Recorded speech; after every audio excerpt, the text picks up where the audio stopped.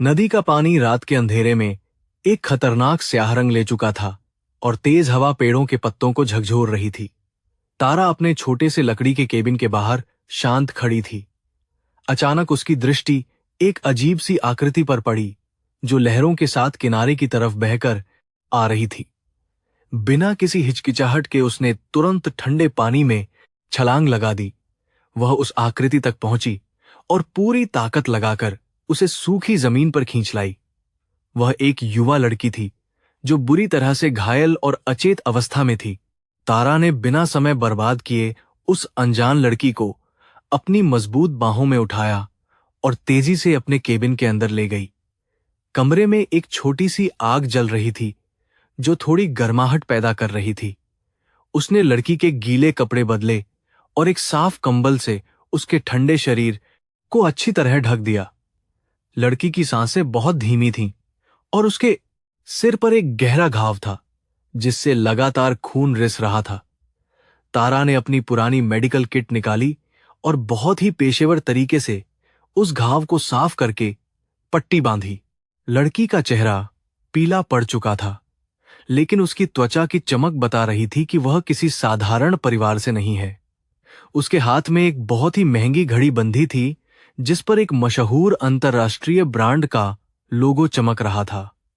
तारा ने उस घड़ी को ध्यान से देखा और समझ गई कि यह कोई मामूली दुर्घटना नहीं है। इतनी रईस लड़की इस भयानक और सुनसान जंगल की नदी में कैसे आ सकती है? यह सवाल उसके दिमाग में गूंजने लगा। निश्चित रूप से इसके पीछे कोई बहुत बड़ा और खतरनाक षड्यंत्र छिपा हुआ था। तारा अपने अतीत को भुलाकर इस घने जंगल में एक शांत जीवन बिताने की कोशिश कर रही थी। वह एक पूर्व गुप्त एजेंट थी जिसने अपनी पहचान पूरी तरह से मिटा दी थी। अचानक बाहर सूखे पत्तों के कुचलने की बहुत ही हल्की सी आवाज आई। एक साधारण इंसान इस आवाज को कभी नहीं सुन पाता, लेकिन तारा के कान इस तरह के खतरों को पहचानने के लिए प्रशिक्षित थे। वह तुरंत सतर्क हो गई और उसने खिड़की के पास जाकर बाहर झांका। अंधेरे के बावजूद उसे 3 साये केबिन की तरफ बढ़ते हुए साफ दिखाई दे रहे थे। वे साये बेहद पेशेवर तरीके से आगे बढ़ रहे थे और उनके हाथों में आधुनिक हथियार चमक रहे थे। तारा समझ गई कि वे उसी लड़की को ढूंढते हुए यहां तक आए हैं। उसने शांति से एक गहरी सांस ली और अपने बिस्तर के नीचे छिपा हुआ एक लोहे का बक्सा बाहर निकाला। बक्सा खोलते ही एक ठंडी धातु की चमक कमरे में फैल गई। उसने अपनी भरोसेमंद पिस्टल निकाली और एक लंबा चाकू अपने बूट में छिपा लिया।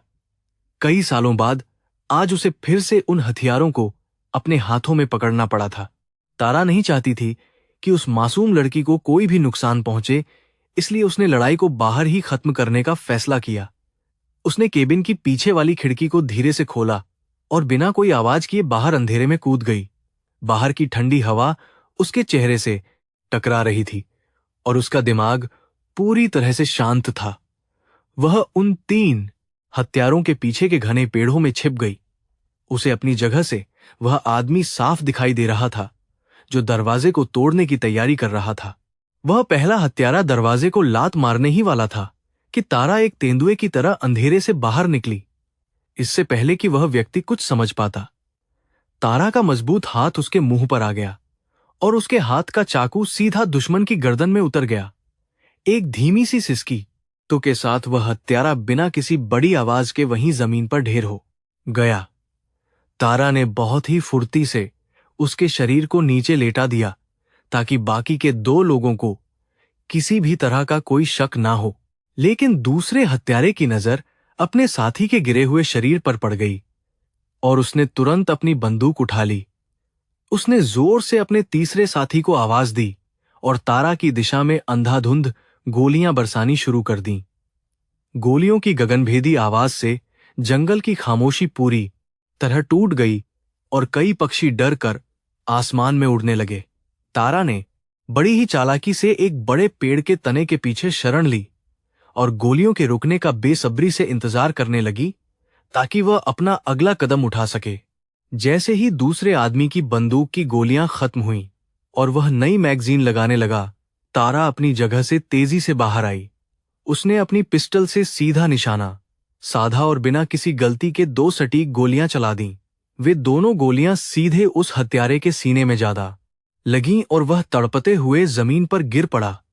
अब केवल एक ही दुश्मन बचा था, जो डर के मारे अपने कदम पीछे हटा रहा था। तारा की आंखों में कोई दया नहीं थी, केवल एक बर्फीली और भयानक सी शांति छाई हुई थी। वह आखिरी आदमी भागने की कोशिश कर रहा था, लेकिन तारा ने फुर्ती से दौड़कर उसके पैर में गोली मार दी। वह दर्द से चीखता हुआ वहीं गिर गया और अपनी जान की भीख मांगने लगा।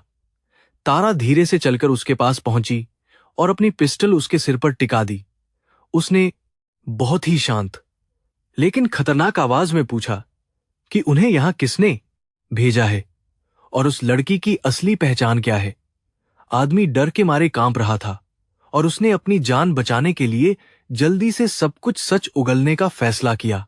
उस आदमी ने थरथराते हुए बताया कि वे रेक्स कॉरपोरेशन के लिए काम करते हैं और यह एक बहुत बड़ी साजिश है। उस लड़की का नाम अनन्या है और वह उसी मशहूर कॉरपोरेशन के असली मालिक की इकलौती और लापता बेटी है।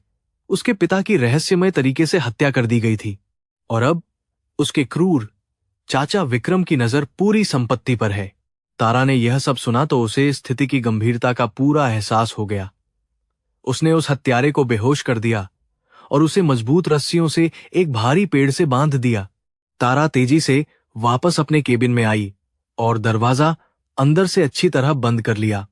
उसने उस अचेत लड़की की तरफ देखा, जो अब थोड़ी गहरी नींद में सो रही थी। विक्रम का नाम सुनकर तारा के दिमाग में पुरानी यादें ताजा हो गईं, क्योंकि वह जानती थी कि वह कितना खतरनाक इंसान है। विक्रम किसी भी कीमत पर उस लड़की को जिंदा नहीं छोड़ना चाहता था और अब तारा भी उसके इस गंदे खेल का हिस्सा बन चुकी थी। उसे पता था कि यह जगह अब किसी भी तरह से सुरक्षित नहीं रह गई है। उसने तुरंत अपना एक पुराना काला बैग निकाला और उसमें जरूरी सामान भरना शुरू कर दिया। उसने हथियार, कुछ गोलियां, दवाइयां और कुछ नकदी उस बैग में बहुत ही सावधानी से रख ली। तारा जानती थी कि सुबह होने से पहले विक्रम के और भी खतरनाक लोग यहां जरूर सामान भरना पहुंच जाएंगे। उसे अनन्या को लेकर किसी सुरक्षित स्थान पर जाना होगा और इसके लिए उनके पास बहुत कम समय बचा था। उसने लड़की के सिर पर हाथ रखा और धीरे से उसे उठाने का प्रयास करने लगी ताकि वे तुरंत यहां से निकल सकें। अनन्या ने दर्द से कराहते हुए अपनी आंखें खोलने की कोशिश की और डरी हुई नजरों से चारों तरफ देखा। वह इस अनजान जगह और तारा को देखकर पूरी तरह से घबरा गई थी और पीछे हटने का प्रयास करने लगी। तारा ने अपनी आवाज को नरम करते हुए उससे कहा कि डरो मत, मैं तुम्हें कोई नुकसान नहीं पहुंचाऊंगी। मैंने तुम्हें नदी से बाहर निकाला है और तुम्हारी जान बचाई है, लेकिन हमें तुरंत इस जगह को छोड़ना होगा। बाहर कुछ लोग तुम्हें मारने के लिए घूम रहे हैं और वे जल्द ही वापस आ जाएंगे। अनन्या के चेहरे पर अभी भी उलझन और खौफ साफ नजर आ रहे थे और वह कांप रही थी। उसने धीमी आवाज में पूछा कि आप कौन हैं और ये सब मेरे साथ क्यों हो रहा है? मुझे कुछ याद नहीं आ रहा है। तारा ने उसका हाथ पकड़कर उसे दिलासा दिया और कहा कि मैं तारा हूं और बाकी बातें हम रास्ते में करेंगे।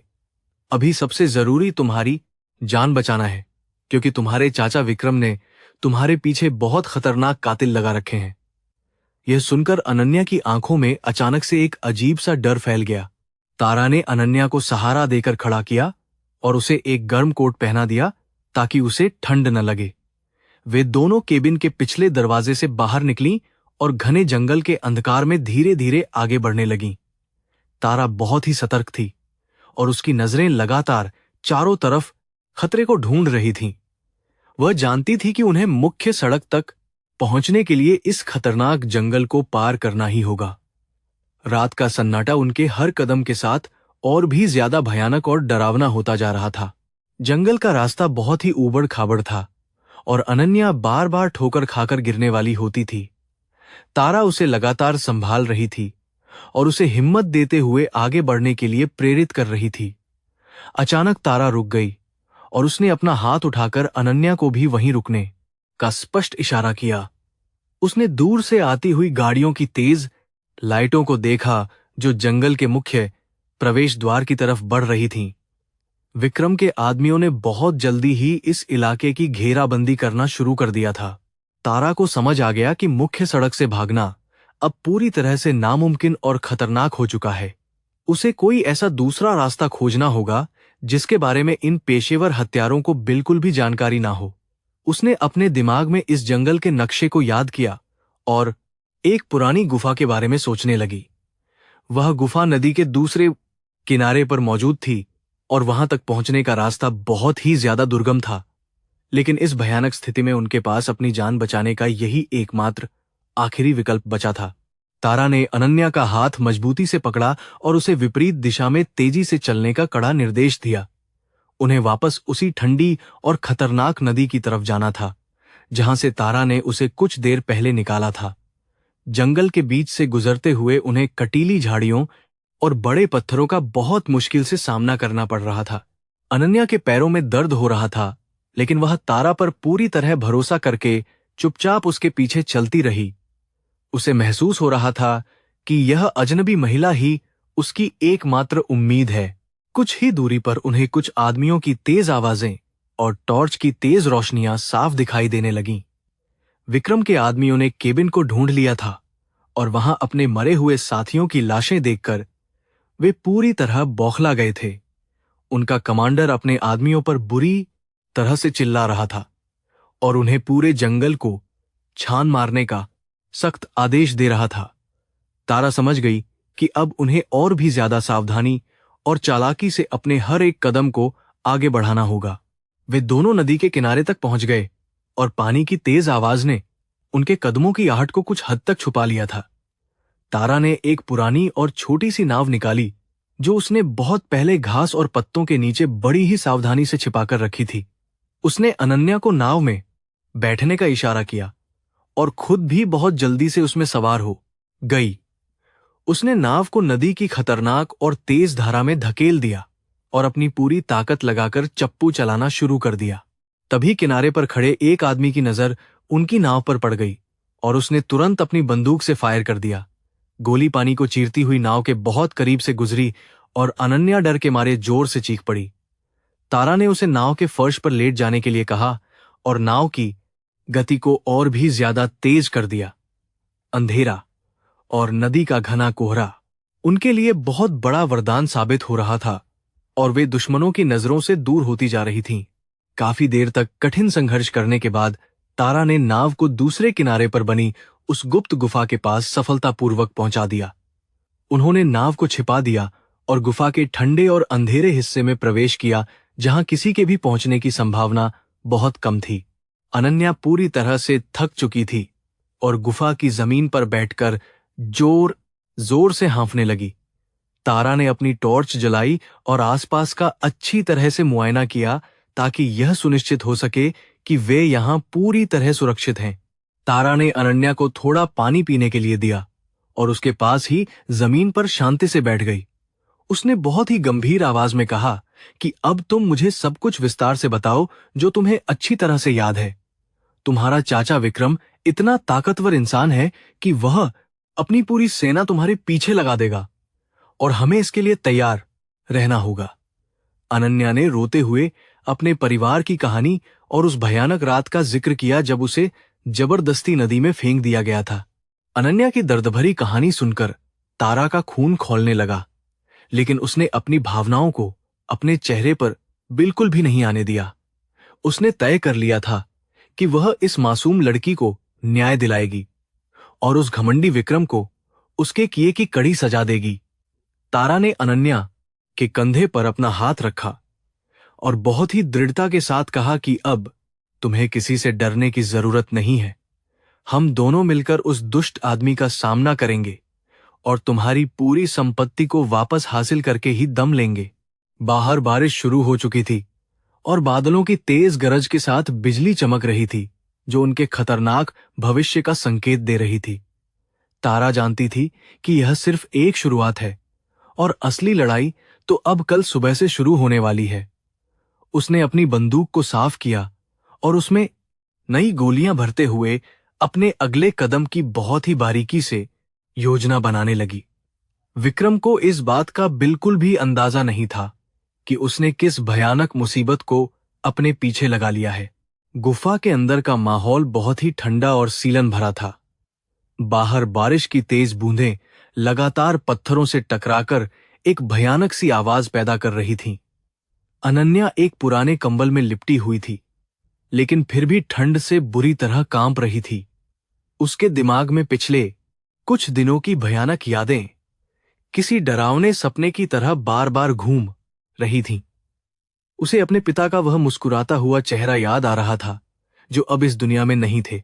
तारा चुपचाप आग जलाने की कोशिश कर रही थी। अनन्या के आंसू रुकने का नाम ही नहीं ले रहे थे और उसकी सिसकियों से गुफा की खामोशी टूट रही थी।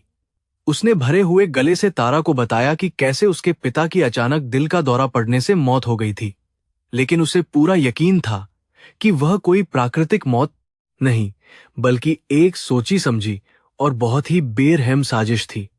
उसके चाचा विक्रम ने हमेशा से कंपनी पर अपना पूरा अधिकार जमाने की कोशिश की थी और पिता की मौत के बाद वह बिल्कुल बदल गया था। तारा बहुत ही ध्यान से उसकी एक एक बात सुन रही थी और बीच बीच में आग की लपटों को तेज कर रही थी। वह जानती थी कि सदमे में डूबे हुए किसी भी इंसान को अपनी पूरी बात कहने देना बहुत जरूरी होता है। अनन्या ने आगे बताया कि कैसे उसे रात के अंधेरे में उसके ही घर से कुछ गुंडों ने अगवा कर लिया था। उन्होंने उसे एक गाड़ी में डाला और इस भयानक जंगल के पास बहने वाली तेज नदी में बेरहमी से फेंक दिया था ताकि कोई सबूत न बचे। तारा ने एक गहरी सांस ली और अपनी बंदूक को साफ करते हुए उसे बहुत ही शांत नजरों से देखा।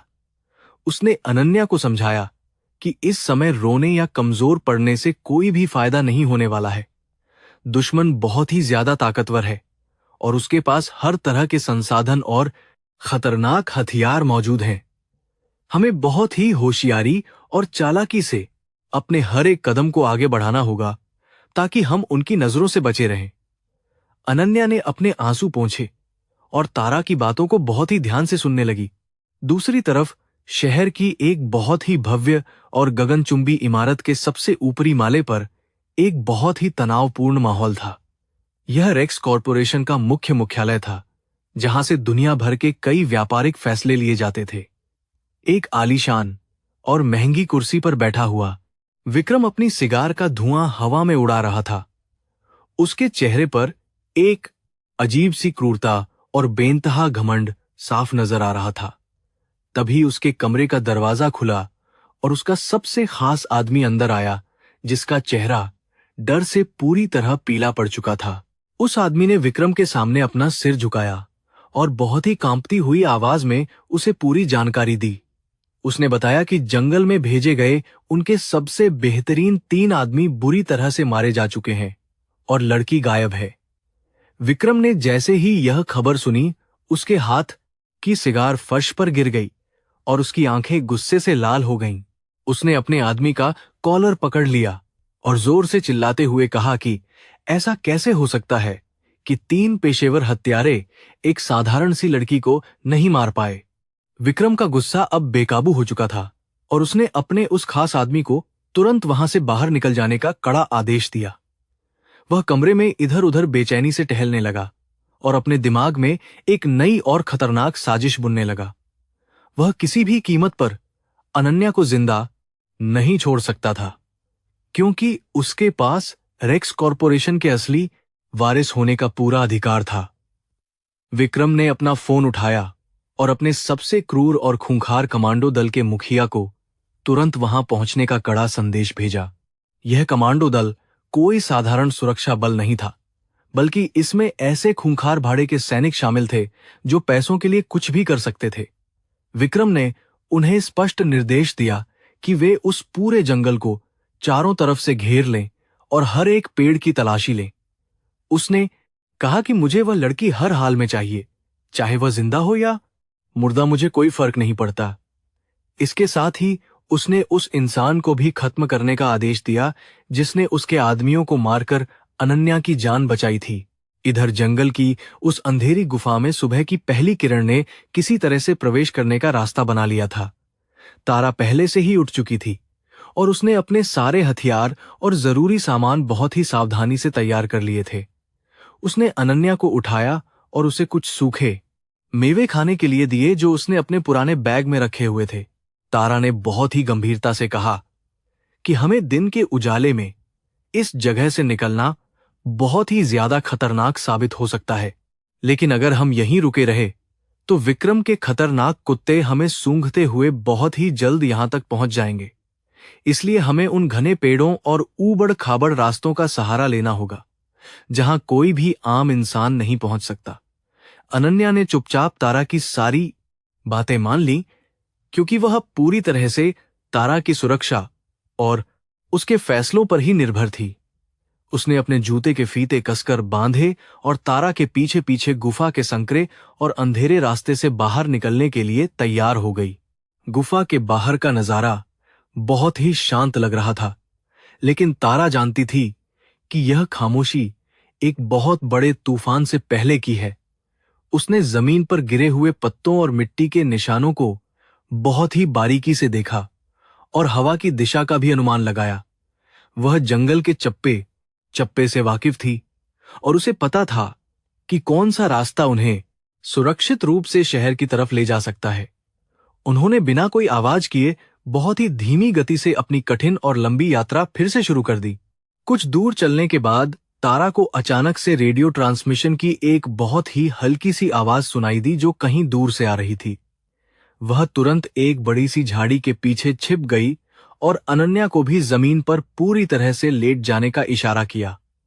कुछ ही पलों के बाद उन्होंने देखा कि 4 भारी हथियारों से लैस सैनिक उस पगडंडी से गुजर रहे थे जो उनके बहुत करीब थी। तारा की आंखें एक चील की तरह उन दुश्मनों की हर एक छोटी सी हरकत पर पैनी नजर रखे हुए थीं। उन सैनिकों की वर्दी पर एक खास तरह का निशान बना हुआ था, जिसे देखकर तारा ने तुरंत उन्हें पहचान लिया। यह निशान विक्रम के उसी निजी सुरक्षा दल का था जो अपनी क्रूरता और बेरहमी के लिए पूरी दुनिया में बहुत ज्यादा मशहूर था। तारा समझ गई कि विक्रम ने इस काम के लिए अपने सबसे बेहतरीन और खूंखार लोगों को जंगल में उतार दिया है। वह अपनी जगह पर बिल्कुल बिना हिले डुले शांति से लेटी रही और अपनी सांसों को भी बहुत धीमा कर लिया ताकि कोई भी आवाज ना हो सके। जैसे ही वे सैनिक उनकी नजरों से पूरी तरह दूर चले गए, तारा ने बहुत ही धीरे से राहत की एक लंबी सांस ली। उसने अनन्या को उठाया और उसे इशारों में ही दूसरी दिशा में बहुत तेजी से चलने के लिए कहा, क्योंकि यह जगह अब सुरक्षित नहीं थी।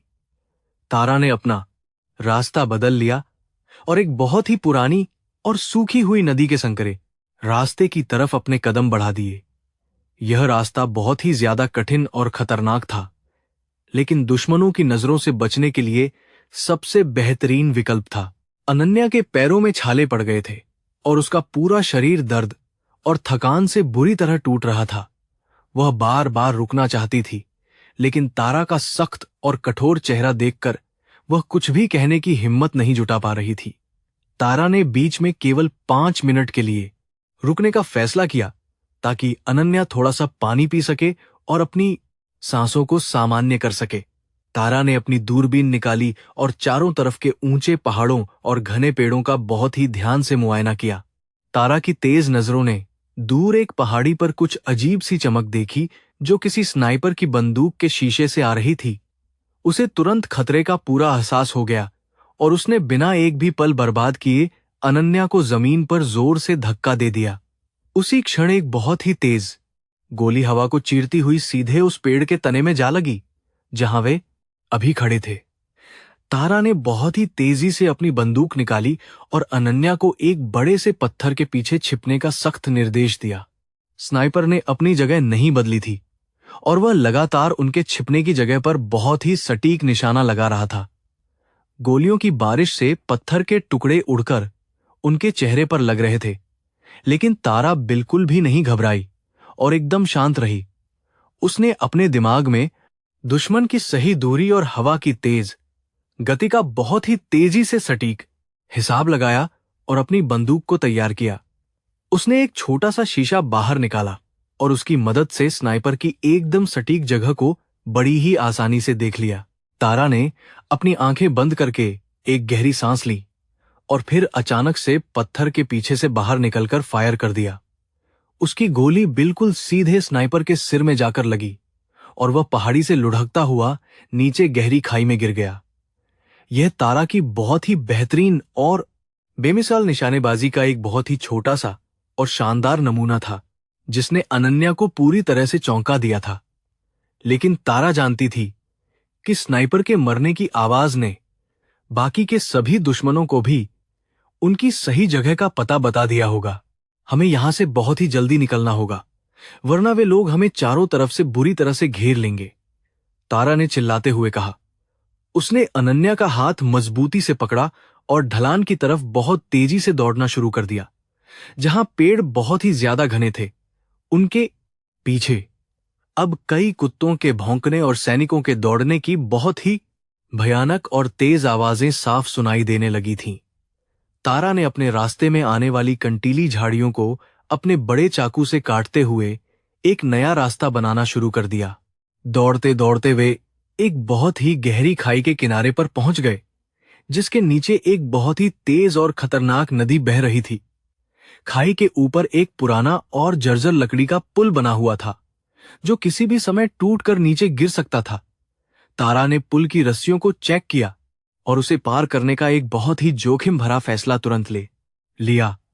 उसने अनन्या को अपनी आंखें बंद करने के लिए कहा और उसे अपने साथ बहुत ही सावधानी से पुल पर चलने का कड़ा निर्देश दिया। जैसे ही वे दोनों पुल के बिल्कुल बीच में पहुंचे, पीछे से विक्रम के खतरनाक सैनिक वहां पहुंच गए और उन्होंने गोलियां चलानी शुरू कर दी। एक गोली पुल की पुरानी रस्सी में लगी और वह टूट गई, जिससे पुल एक तरफ बुरी तरह से खतरनाक तरीके से झुक गया। अनन्या जोर से चीखी और नीचे गिरने ही वाली थी कि तारा ने उसका हाथ बहुत ही मजबूती से पकड़ लिया और उसे ऊपर खींच लिया। तारा ने अपने एक हाथ से पुल को पकड़ा और दूसरे हाथ से दुश दुश लगातार गोलियां बरसाना शुरू कर दिया। तारा की सटीक गोलियों ने दो सैनिकों को वहीं ढेर कर दिया, जिससे बाकी के लोग डरकर बड़े पेड़ों के पीछे छिपने पर मजबूर हो गए। इसी बीच तारा ने पूरी ताकत लगाकर अनन्या को पुल के दूसरे सुरक्षित किनारे की तरफ बहुत ही तेजी से धकेल दिया। जैसे ही अनन्या सुरक्षित जमीन पर गिरी, तारा ने पुल की दूसरी रस्सी को अपने चाकू से काट दिया और खुद भी तेजी से छलांग लगा दी। पुल एक बहुत ही भयानक आवाज के साथ नीचे गहरी और तेज नदी में गिर गया और दुश्मन दूसरी तरफ फंस गए। तारा जमीन पर गिरी, लेकिन उसने तुरंत खुद को संभाल लिया और अनन्या को उठाकर वहां से बहुत ही तेजी से भागने लगी। वे दुश्मन अब उन्हें इतनी आसानी से नहीं पकड़ सकते थे, क्योंकि उस खतरनाक खाई को पार करने में उन्हें बहुत ज्यादा समय लगने वाला था। तारा और अनन्या भागते भागते एक पुरानी और वीरान इमारत के खंडहर तक पहुंच गए, जो शायद बहुत पहले कोई बड़ा सा गोदाम हुआ करता था। वे दोनों अंदर गईं और एक अंधेरे कोने में बैठकर लंबी और गहरी सांसें लेने लगीं, ताकि अपनी थकान को थोड़ा कम कर सकें। अनन्या ने कांपते हुए तारा की तरफ देखा और कहा कि आप यह सब मेरे लिए क्यों कर रही हैं, जबकि आप मुझे जानती तक नहीं हैं। तारा ने बहुत ही शांत लेकिन दृढ़ आवाज में जवाब दिया कि मैंने कभी अन्याय और अत्याचार को बर्दाश्त करना नहीं सीखा है। तुम्हारा चाचा अपनी ताकत और पैसे के नशे में पूरी तरह अंधा हो चुका है और उसे उसकी असली औकात दिखाना अब बहुत जरूरी हो गया है। मैं तुम्हें सुरक्षित तुम्हारे घर तक पहुंचाऊंगी और उस दुष्ट इंसान को उसके किए की कड़ी सजा जरूर दूंगी। तारा ने अपना बैग खोला और उसमें से एक छोटा सा सैटेलाइट फोन निकाला, जो उसने बहुत सालों से इस्तेमाल नहीं किया था। उसे पता था कि इस फोन को चालू करते ही उसकी पुरानी दुनिया के कुछ लोगों को उसके जिंदा होने का पता चल जाएगा। लेकिन अब विक्रम जैसे ताकतवर और खतरनाक दुश्मन से लड़ने के लिए उसे अपने कुछ पुराने और भरोसेमंद संपर्कों की बहुत ज्यादा जरूरत पड़ने वाली थी। उसने एक नंबर डायल किया और फोन के दूसरी तरफ से एक भारी आवाज के जवाब का बहुत ही बेसब्री से इंतजार करने लगी। फोन पर दूसरी तरफ से आवाज आई कि मुझे लगा था तुम बहुत साल पहले ही एक खतरनाक मिशन में मर चुकी हो। तारा ने बहुत ही रूखे और ठंडे स्वर में जवाब दिया कि मैं अभी जिंदा हूं और मुझे तुरंत तुम्हारी एक बहुत बड़ी मदद चाहिए। उसने संक्षेप में रेक्स टू हाथ दिसास, किस पार का हाथ तू, कॉरपोरेशन और विक्रम की सारी कहानी बताई और उसे कुछ बहुत ही गोपनीय जानकारी जल्द से जल्द इकट्ठा करने को कहा। फोन कटने के बाद तारा ने अनन्या की तरफ देखा, जो अब थोड़ी शांत लग रही थी और उसमें एक नई हिम्मत दिखाई दे रही थी। विक्रम को जब पुल के टूटने और अपने सैनिकों की भारी विफलता की खबर मिली, तो उसने अपने कार्यालय का सारा सामान गुस्से में तोड़ दिया। वह पूरी तरह से पागल हो चुका था और उसने पुलिस और प्रशासन के अपने सभी भ्रष्ट अधिकारियों को इस काम में लगा दिया। उसने पूरे शहर की नाकाबंदी करने का सख्त आदेश दिया और अनन्या को पकड़वाने वाले के लिए एक बहुत ही भारी इनाम की घोषणा भी कर दी। वह अब किसी भी नियम या कानून की परवाह नहीं कर रहा था, बस उसे किसी तरह अपनी जीत चाहिए थी। खंडहर के अंदर तारा ने अनन्या को बताया कि अब उन्हें शहर के अंदर प्रवेश करना होगा, जो कि बहुत ही ज्यादा खतरनाक होने वाला है। उन्होंने अपने कपड़े बदले और तारा ने अनन्या का चेहरा थोड़ा सा बदल दिया ताकि उसे आसानी से कोई भी पहचान ना सके। तारा ने कहा कि अब हमें शिकार से शिकारी बनना होगा और विक्रम के उस सुरक्षित महल में घुसकर उसे उसी के खेल में हराना होगा।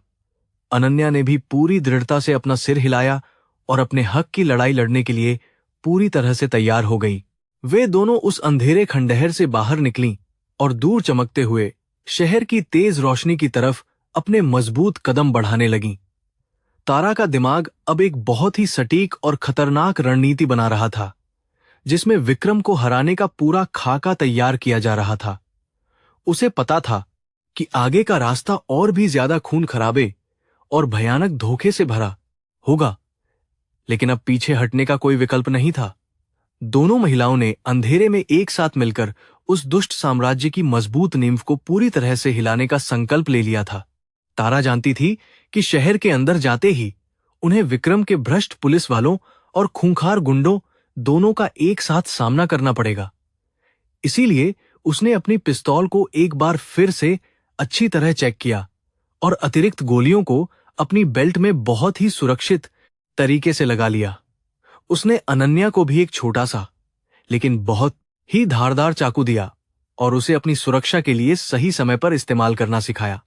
दोनों के दिलों में अब कोई डर नहीं था, बल्कि विक्रम से बदला लेने की एक बहुत ही तेज और भयंकर आग जल रही थी। जैसे जैसे वे शहर की मुख्य सड़क के करीब पहुंच रही थीं, उन्हें दूर से पुलिस की गाड़ियों के चमकते हुए लाल नीले सायरन दिखाई देने लगे। विक्रम ने सचमुच पूरे शहर को एक पुलिस छावनी में बदल दिया था, ताकि कोई भी बिना उसकी इजाजत के अंदर या बाहर न जाए सके। तारा ने सड़क के किनारे एक पुरानी और टूटी हुई मालवाहक गाड़ी देखी, जो शायद किसी गरीब मजदूर की थी, और उसे चुराने का फैसला किया।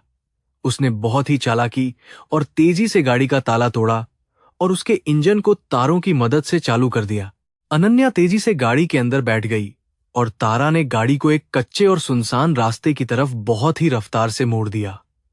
उन्हें मुख्य नाकों से बचकर निकलना था, इसीलिए तारा ने शहर के उन अंधेरे और गंदे रास्तों का चुनाव किया जिन्हें केवल कुछ ही लोग जानते थे। यह एक बहुत ही लंबा और खतरनाक सफर होने वाला था, जिसमें हर एक मोड़ पर मौत उनका बेसब्री से इंतजार कर रही थी। लेकिन तारा की अटूट हिम्मत और अनन्या के दृढ़ संकल्प ने उन्हें किसी भी मुश्किल से लड़ने के लिए पूरी तरह तैयार कर दिया था। कच्चे और सुनसान रास्ते पर मालवाहक गाड़ी बहुत ही तेज रफ्तार से दौड़ रही थी और धूल का एक बड़ा गुबार पीछे छूट रहा था। तारा की नजरें लगातार सामने सड़क पर और पीछे देखने वाले शीशे पर टिकी हुई थीं, क्योंकि खतरा अभी टला नहीं था। अचानक आसमान में एक हेलीकॉप्टर की तेज और डरावनी आवाज गूंजने लगी, जिसने रात के सन्नाटे को पूरी तरह से चीर कर रख दिया था। विक्रम के सबसे बेहतरीन और खूंखार कमांडो दल ने आखिरकार उनकी गाड़ी की सही लोकेशन का सटीक पता लगा ही लिया था। हेलीकॉप्टर से एक बहुत ही तेज और चकाचौंध करने वाली रोशनी सीधे उनकी पुरानी गाड़ी के ऊपर आकर पड़ी, जिसने सब कुछ स्पष्ट कर दिया। तारा ने तुरंत गाड़ी का स्टीयरिंग एक तरफ घुमाया और उसे मुख्य रास्ते से हटाकर एक घने और अनजान जंगली इलाके की तरफ मोड़ी और अनजान जंगली इलाके की तरफ दिया। यह शहर के बाहरी किनारे पर स्थित एक बहुत ही पुराना और वीरान जंगल था, जहां कई सालों से कोई भी इंसान नहीं आया था। गाड़ी एक बड़े से गड्ढे में जाकर बुरी तरह से टकराई और उसका इंजन हमेशा के लिए बंद हो गया। तारा ने बिना पल बर्बाद किए अनन्या का हाथ पकड़ा और उसे गाड़ी से बाहर निकलने का बहुत ही कड़ा निर्देश दे दिया। हमें अब पैदल ही इस घने जंगल के अंदर जाना होगा, क्योंकि वे हमें खुले मैदान में आसानी से मार देंगे। अनन्या ने डरते हुए सिर हिलाया और तारा के पीछे उस डरावने अंधेरे जंगल की तरफ बहुत तेजी से दौड़ने लगी। पीछे से हेलीकॉप्टर से रस्सी के सहारे कई खतरनाक और आधुनिक हथियारों से लैस कमांडो फुर्ती के साथ जमीन पर उतर रहे थे। जंगल के अंदर का माहौल बहुत ही ज्यादा डरावना और घुटन भरा था, जहां पेड़ों की घनी शाखाओं ने आसमान को पूरी तरह ढक लिया था। तारा जानती थी कि ये कमांडो साधारण सैनिक बिल्कुल भी नहीं है, बल्कि ये शिकार करने में बहुत ही माहिर और बेहद खतरनाक हैं। उसने भागने के बजाय इसी जंगल को अपना हथियार बनाने का एक अचूक फैसला अपने दिमाग में ले लिया। तारा ने अनन्या को खोखले पेड़ के अंदर छिपने के लिए कहा और उसे बिल्कुल आवाज ना करने की हिदायत दी। मैं इन कुत्तों को एक ऐसा सबक सिखाऊंगी जिसे वे अपनी मौत के आखिरी पल तक कभी भी भूल नहीं पाएंगे। तारा ने अपने बैग से मजबूत नायलॉन की रस्सी और कुछ छोटे लेकिन बहुत खतरनाक विस्फोटक निकाले, जो उसने पहले से तैयार रखे थे। उसने पेड़ों के बीच बहुत ही बारीकी से एक ऐसा अदृश्य जाल बिछाना शुरू कर दिया जिसे कोई भी आम इंसान नहीं देख सकता था। उसकी चाल में एक शिकारी जैसी फुर्ती और आंखों में मौत जैसी भयानक शांति साफ दिखाई दे रही थी। दुश्मन कमांडो की एक छोटी टुकड़ी आधुनिक हथियारों और नाइट विजन चश्मों के साथ जंगल के अंदर बहुत ही सावधानी से आगे बढ़ रही थी। उनके लीडर ने अपने हाथ के इशारे से सभी को रुकने का सख्त निर्देश दिया, क्योंकि उसे खामोशी में एक अजीब सा खतरा महसूस हो रहा था।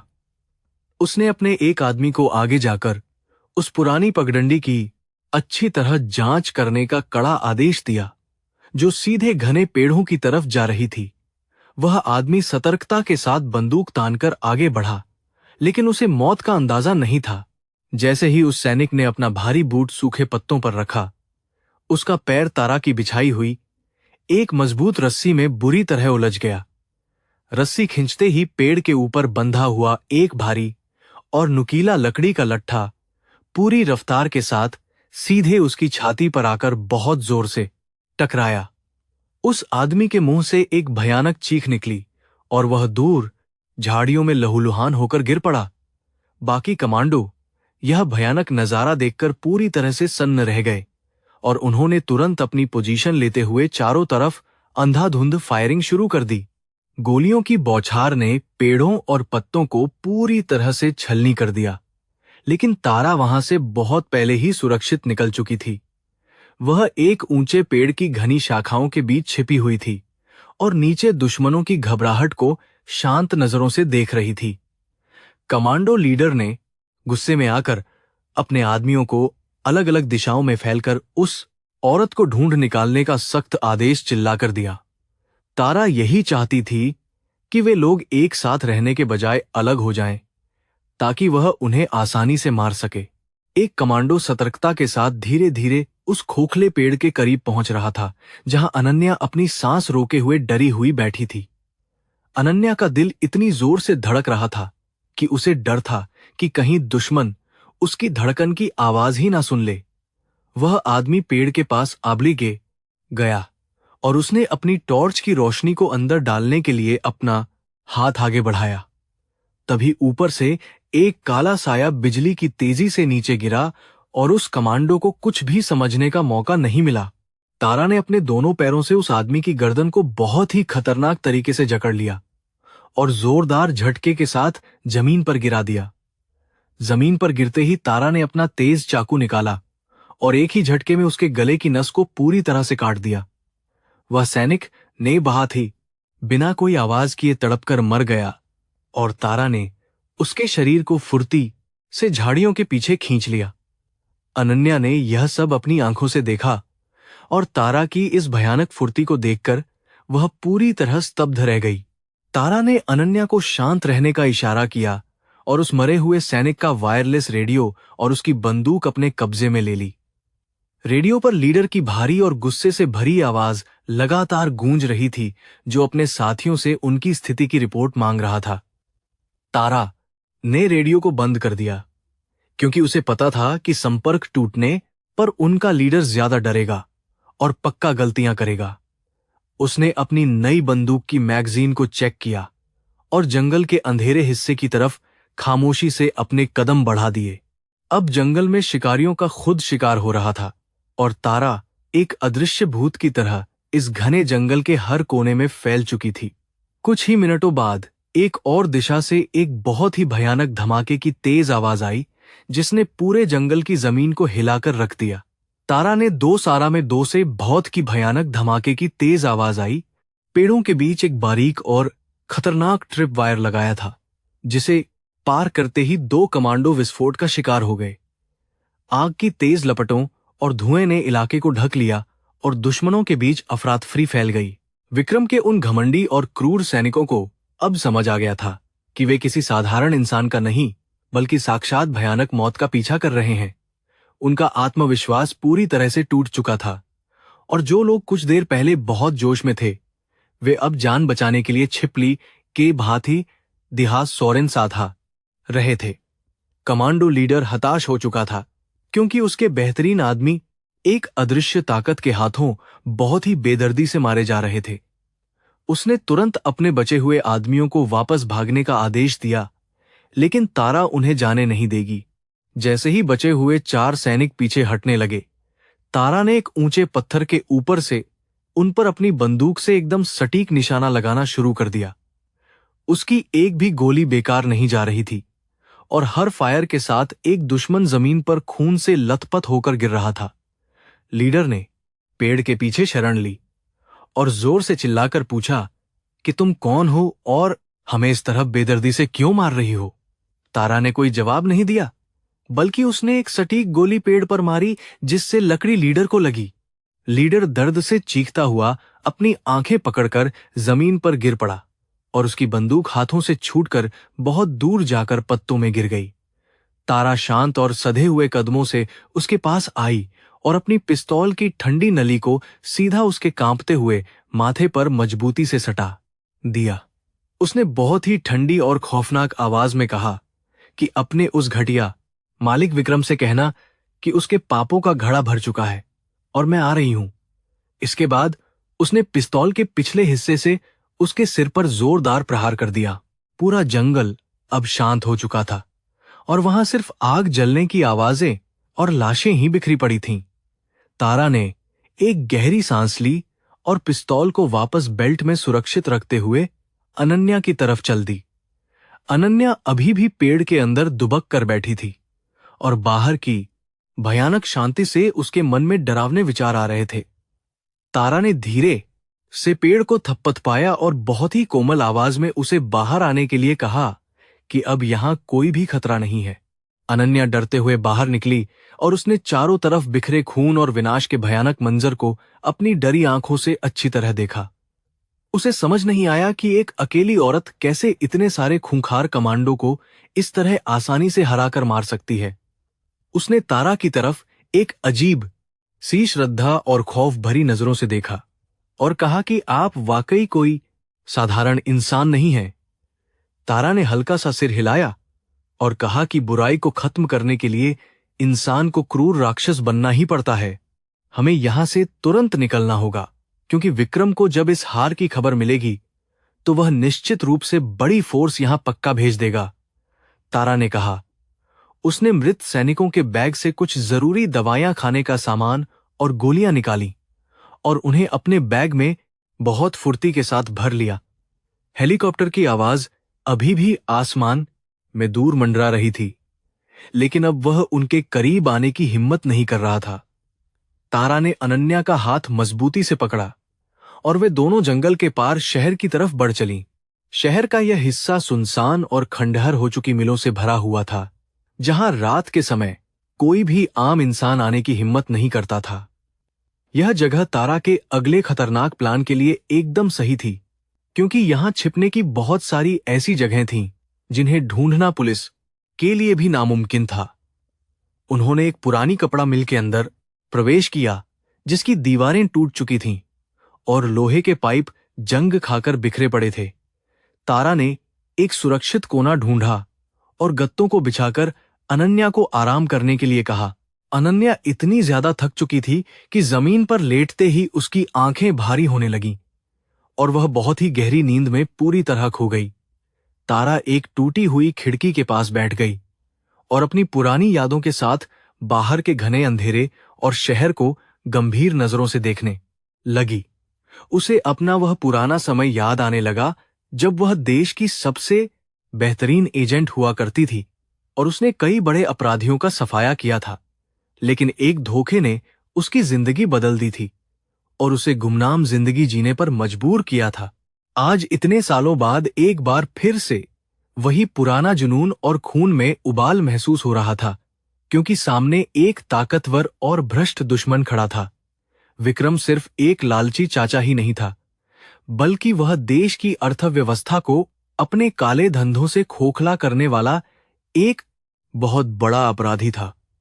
तारा ने कसम खाई कि वह सिर्फ अनन्या की संपत्ति ही वापस नहीं दिलाएगी, बल्कि कॉरपोरेशन के अंदर फैले हुए पूरे भ्रष्ट तंत्र को उखाड़कर फेंक देगी। उसने अपना सैटेलाइट फोन निकाला और उसी नंबर पर मैसेज भेजा जिससे उसने खास मदद मांगी थी। तारा को कुछ ऐसे पुख्ता सबूतों की बहुत ज्यादा जरूरत थी जो विक्रम के काले कारनामों को पूरी दुनिया के सामने पूरी तरह से बेनकाब कर सकें। उसका संपर्क एक बहुत ही शातिर हैकर था जो किसी भी सुरक्षित सिस्टम के अंदर आसानी से घुसकर खुफिया जानकारी मिनटों में चुरा सकता था। तारा ने उसे विक्रम के सर्वर को हैक करने और वहां से अनन्या के पिता की मौत और वसीयत से जुड़े सारे दस्तावेजों को ढूंढ निकालने का निर्देश दिया। अगर वह ये सबूत हासिल कर लेती है तो विक्रम की ताकत ताश के पत्तों की तरह ढह जाएगी। दूसरी तरफ कॉरपोरेशन के हेडक्वार्टर में विक्रम एक पागल इंसान की तरह अपनी कीमती चीजों को बुरी तरह तोड़ रहा था और बहुत तेज चीख रहा था। उसके बेहतरीन कमांडो लीडर को एक साधारण औरत ने बुरी तरह पीटकर बेहोश कर दिया था और उसकी पूरी टीम जंगल में मारी जा चुकी थी। यह खबर विक्रम के लिए एक भयानक झटके जैसी थी, जिसने उसके घमंड को तोड़ दिया था और उसके अंदर डर पैदा किया था। उसने वकीलों और पुलिस अधिकारियों की एक आपातकालीन और गुप्त बैठक तुरंत बुलाई ताकि अपना साम्राज्य बचा सके। विक्रम ने मेज पर जोर से मुक्का मारते हुए कहा कि मुझे वह औरत और मेरी भतीजी हर हाल में सुबह होने से पहले मेरे पैरों में चाहिए। पुलिस कमिश्नर ने घबराते हुए कहा कि सर, हमारे पास उनकी कोई भी ठोस जानकारी नहीं है और वे शायद शहर के अंधेरे हिस्से में कहीं छिपी हुई हैं।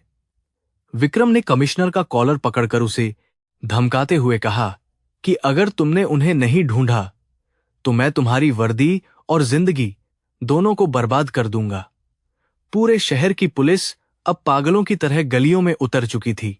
रात का अंधेरा ढलने लगा था और आसमान में एक नीली चमक दिखाई देने लगी थी जो एक नए दिन का स्पष्ट संकेत दे रही थी। तारा ने आंखें बंद नहीं की थीं और वह पूरी रात जागकर एक बेहतरीन योजना बनाने में अपना पूरा दिमाग केंद्रित कर रही थी। उसे पता था कि विक्रम बौखला चुका है और वह उन पर एक बहुत ही खतरनाक हमला करने से पहले एक बार भी नहीं सोचेगा, लेकिन तारा ने पूरी तैयारी कर ली थी और अब वह छिपने के बजाय सीधे विक्रम का डटकर मुकाबला करने के लिए एकदम तैयार थी। सुबह की किरण के साथ ही तारा के फोन पर एक खास बीप की आवाज आई जिसने खामोशी को तोड़ दिया और उसे एक नया रास्ता दिखा दिया।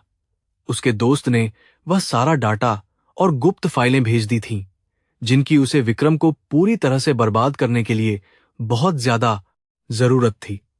तारा के चेहरे पर एक बहुत ही ठंडी और खतरनाक मुस्कान छा गई, क्योंकि अब उसके हाथों में तबाही का वह अचूक हथियार मौजूद था।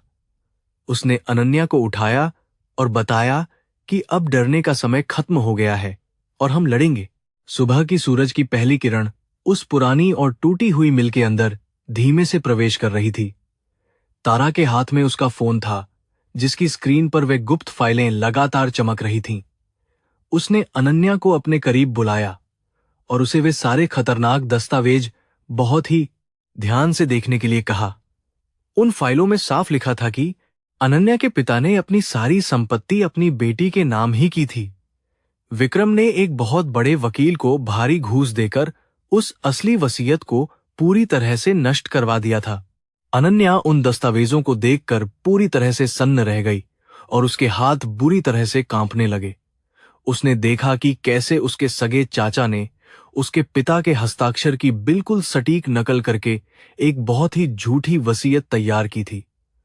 उस फर्जी वसीयत में रेक्स कॉरपोरेशन का पूरा मालिकाना हक बहुत ही चालाकी से विक्रम के नाम पर कर दिया गया था। अनन्या की आंखों से आंसू बहने लगे क्योंकि उसे अब जाकर अपने पिता की अचानक हुई मौत का भयानक और असली कारण समझ में आ रहा था। तारा ने बहुत ही गंभीर आवाज में बताया कि तुम्हारे पिता को कोई भी दिल का दौरा बिल्कुल नहीं पड़ा था। विक्रम ने एक विदेशी रसायन का बहुत ही गुप्त तरीके से इस्तेमाल किया था, जो शरीर में जाकर दिल को अचानक से रोक देता है। यह जहर खून में पूरी तरह से घुल जाता है और पोस्टमार्टम की रिपोर्ट में भी इसका कोई भी सुराग आसानी से नहीं मिलता है। तुम्हारा पिता इस काले धंधे के खिलाफ था, इसलिए तुम्हारे चाचा ने उसे अपने रास्ते से हमेशा के लिए हटाने का एक क्रूर फैसला लिया था। यह खौफनाक और दिल दहला देने वाली सच्चाई सुनकर अनन्या जमीन पर गिर पड़ी और जोर जोर से रोने लगी। उसका दिल पूरी तरह से टूट चुका था, क्योंकि जिस इंसान पर उसने सबसे ज्यादा भरोसा किया था उसी ने उसके परिवार को तबाह कर दिया था। लेकिन तारा ने उसे सहारा देने के बजाय उसे अपने दर्द को एक बहुत ही भयंकर क्रोध में बदलने का मौका दिया। कुछ ही देर में अनन्या के आंसुओं की जगह उसकी आंखों में एक बहुत ही तेज और भयानक प्रतिशोध की आग जलने लगी थी। अनन्या ने अपने आंसू पोंछे और बहुत ही दृढ़ता के साथ खड़ी होकर तारा की आंखों में सीधा देखा। उसने कहा कि मैं अब और बिल्कुल भी नहीं रोऊंगी और उस गंदे इंसान को मेरे परिवार के साथ किए गए धोखे की सजा जरूर दूंगी।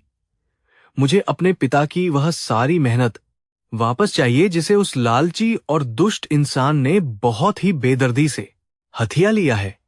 तारा उसके इस नए रूप को देखकर बहुत ही खुश हुई, क्योंकि एक डरी हुई लड़की अब एक बहुत ही मजबूत योद्धा में बदल रही थी। तारा ने कहा कि विक्रम का सबसे बड़ा हथियार उसका घमंड है और हम उसी घमंड को उसका सबसे बड़ा काल बनाएंगे। वह सोचता है कि उसने सारी दुनिया को खरीद लिया है और कोई भी इंसान उसका बाल तक बांका नहीं कर सकता है। लेकिन उसे नहीं पता कि जब एक असली शिकारी अपने शिकार पर छिपकर वार करता है तो बचने का कोई भी रास्ता नहीं बचता है। हमें उसके सबसे सुरक्षित किले के अंदर घुसना होगा और पूरी दुनिया के सामने उसकी इस घिनौनी और झूठी सच्चाई का पर्दाफाश करना होगा। तारा के दोस्त ने उसे हैकिंग के जरिए कुछ और भी बहुत ही ज्यादा चौंकाने वाली और गुप्त जानकारियां भेजी थीं। विक्रम रेक्स कॉरपोरेशन की एड में बहुत बड़े पैमाने पर हथियारों की तस्करी और काले धन को सफेद करने का काम कर रहा था। उसके पास कई भ्रष्ट नेताओं और पुलिस अधिकारियों की एक बहुत ही लंबी लिस्ट थी, जिन्हें वह हर महीने भारी रिश्वत दिया करता था। तारा जानती थी कि अगर ये सबूत पुलिस कमिश्नर के ऊपर बैठे अधिकारियों तक पहुंच जाएं, तो विक्रम का पूरा साम्राज्य एक ही दिन में ढह जाएगा। दूसरी तरफ शहर के सबसे आलीशान होटल में विक्रम एक बहुत ही बड़ी प्रेस कॉन्फ्रेंस की तैयारी में पूरे जोर शोर से लगा हुआ था। वह आज पूरी दुनिया के सामने खुद को रेक्स कॉरपोरेशन का नया और इकलौता चेयरमैन घोषित करने का एक बहुत बड़ा नाटक करने वाला था। उसने मीडिया के सामने यह झूठ बोलने की पूरी तैयारी कर ली थी कि उसकी भतीजी एक बहुत ही भयानक दुर्घटना का शिकार हो गई है। विक्रम को पूरा यकीन था कि अब कोई भी इंसान उसे उस ताकतवर कुर्सी पर बैठने से बिल्कुल भी नहीं रोक सकता है। विक्रम अपने खास कमरे में बैठा था और शहर का पुलिस कमिश्नर उसके सामने एक डरे हुए नौकर की तरह सिर झुकाकर खड़ा था। विक्रम ने बहुत ही ठंडे स्वर में पूछा कि क्या तुमने उन दोनों औरतों का कोई भी सुराग अभी तक ढूंढ निकाला है या नहीं? कमिश्नर ने घबराते हुए कहा कि हमने पूरे शहर को छावनी में बदल दिया है, लेकिन वे दोनों किसी हवा की तरह एकदम गायब हो गई हैं। विक्रम ने गुस्से में अपना गिलास दीवार पर दे मारा और उसे तुरंत वहां से दफा हो जाने का कड़ा निर्देश दिया। मिल के खंडहर में तारा अपने खतरनाक हथियारों को एक एक करके बहुत ही अच्छी तरह से साफ कर रही थी। उसने अपनी पिस्तौल में नई गोलियां भरीं और अपने तेज चाकू को अपने भारी बूट के अंदर बहुत ही सुरक्षित तरीके से छिपा लिया। उसने अनन्या को एक छोटा सा आसेलिया से बुलेट प्रूफ जैकेट पहनने के लिए दिया, क्योंकि आने वाले समय में गोलियों की तेज बारिश होना पूरी तरह से तय था। तारा ने कहा कि हम सीधे उस प्रेस कॉन्फ्रेंस में घुसेंगे और उसके पूरे झूठ को दुनिया के कैमरे के सामने हमेशा के लिए खत्म कर देंगे। अनन्या ने घबराते हुए पूछा कि वहां पर तो विक्रम के बहुत सारे हथियारबंद और खतरनाक सुरक्षा गार्ड तैनात होंगे। हम दोनों बिना किसी की नजर में आए उस बड़े होटल के अंदर इतनी आसानी से प्रवेश कैसे कर पाएंगे? तारा ने एक बहुत ही शांत और आत्मविश्वास भरी मुस्कान के साथ कहा कि हम मुख्य दरवाजे से अंदर बिल्कुल भी नहीं जाएंगे। मैं उस आलीशान होटल की सुरक्षा व्यवस्था की सारी खामियों को बहुत ही अच्छी तरह से जानती हूं और हम छत के रास्ते से अंदर जाएंगे। तारा ने अपने एक और पुराने संपर्क को फोन किया, जो शहर के अंडरवर्ल्ड में हथियारों और गाड़ियों का एक बहुत बड़ा सप्लायर हुआ करता था। उसने उसे एक बहुत ही तेज रफ्तार वाली मोटरसाइकिल और कुछ खास तरह के स्मोक ग्रेनेड तुरंत उस मिल के पास पहुंचाने का आदेश दिया। कुछ ही घंटों के बाद एक काला और बिना नंबर का ट्रक उस पुराने खंडहर के बाहर आकर बहुत ही खामोशी के साथ रुका। ट्रक के अंदर से एक आदमी ने एक भारी बैग और एक शानदार काली मोटरसाइकिल नीचे उतारकर चुपचाप वहां से चला गया। तारा ने उस भारी बैग को खोला तो उसके अंदर आधुनिक हथियारों और विस्फोटकों का एक बहुत ही शानदार और खतरनाक जखीरा मौजूद था। उसने बहुत ही तेजी से कुछ जरूरी चीजें अपनी बेल्ट में बांध लीं और अपने काले कोट को अच्छी तरह से पहन लिया। अनन्या भी अब डरने के बजाय एक बहुत ही अजीब सी शांति और गजब के आत्मविश्वास के साथ तारा के हर एक निर्देश का पालन कर रही थी। उसने अपने बालों को पीछे बांध लिया और अपने चेहरे पर धूल रगड़ ली ताकि कोई भी उसे आसानी से ना पहचान सके। सूरज पूरी तरह से आसमान में चमकने लगा था और शहर की सड़कों पर भारी भीड़ और भयानक ट्रैफिक बहुत तेजी से बढ़ चुका था। तारा ने अपनी शानदार काली मोटरसाइकिल का इंजन स्टार्ट किया और उसकी बहुत ही तेज और दमदार आवाज ने खंडहर की शांति को तोड़ दिया। अनन्या तेजी से उसके पीछे बैठ गई और तारा ने उसे मजबूती से पकड़ कर रखने का एक बहुत ही सख्त इशारा किया। मोटरसाइकिल एक तेज हवा के झोंके की तरह उस खंडहर से बाहर निकली और शहर की व्यस्त सड़कों की तरफ तेजी से दौड़ पड़ी। तारा बहुत ही चालाकी से मुख्य रास्तों से बचते हुए छोटी और संकरी गलियों से अपनी तेज मोटरसाइकिल को बहुत ही शानदार तरीके से निकाल रही थी।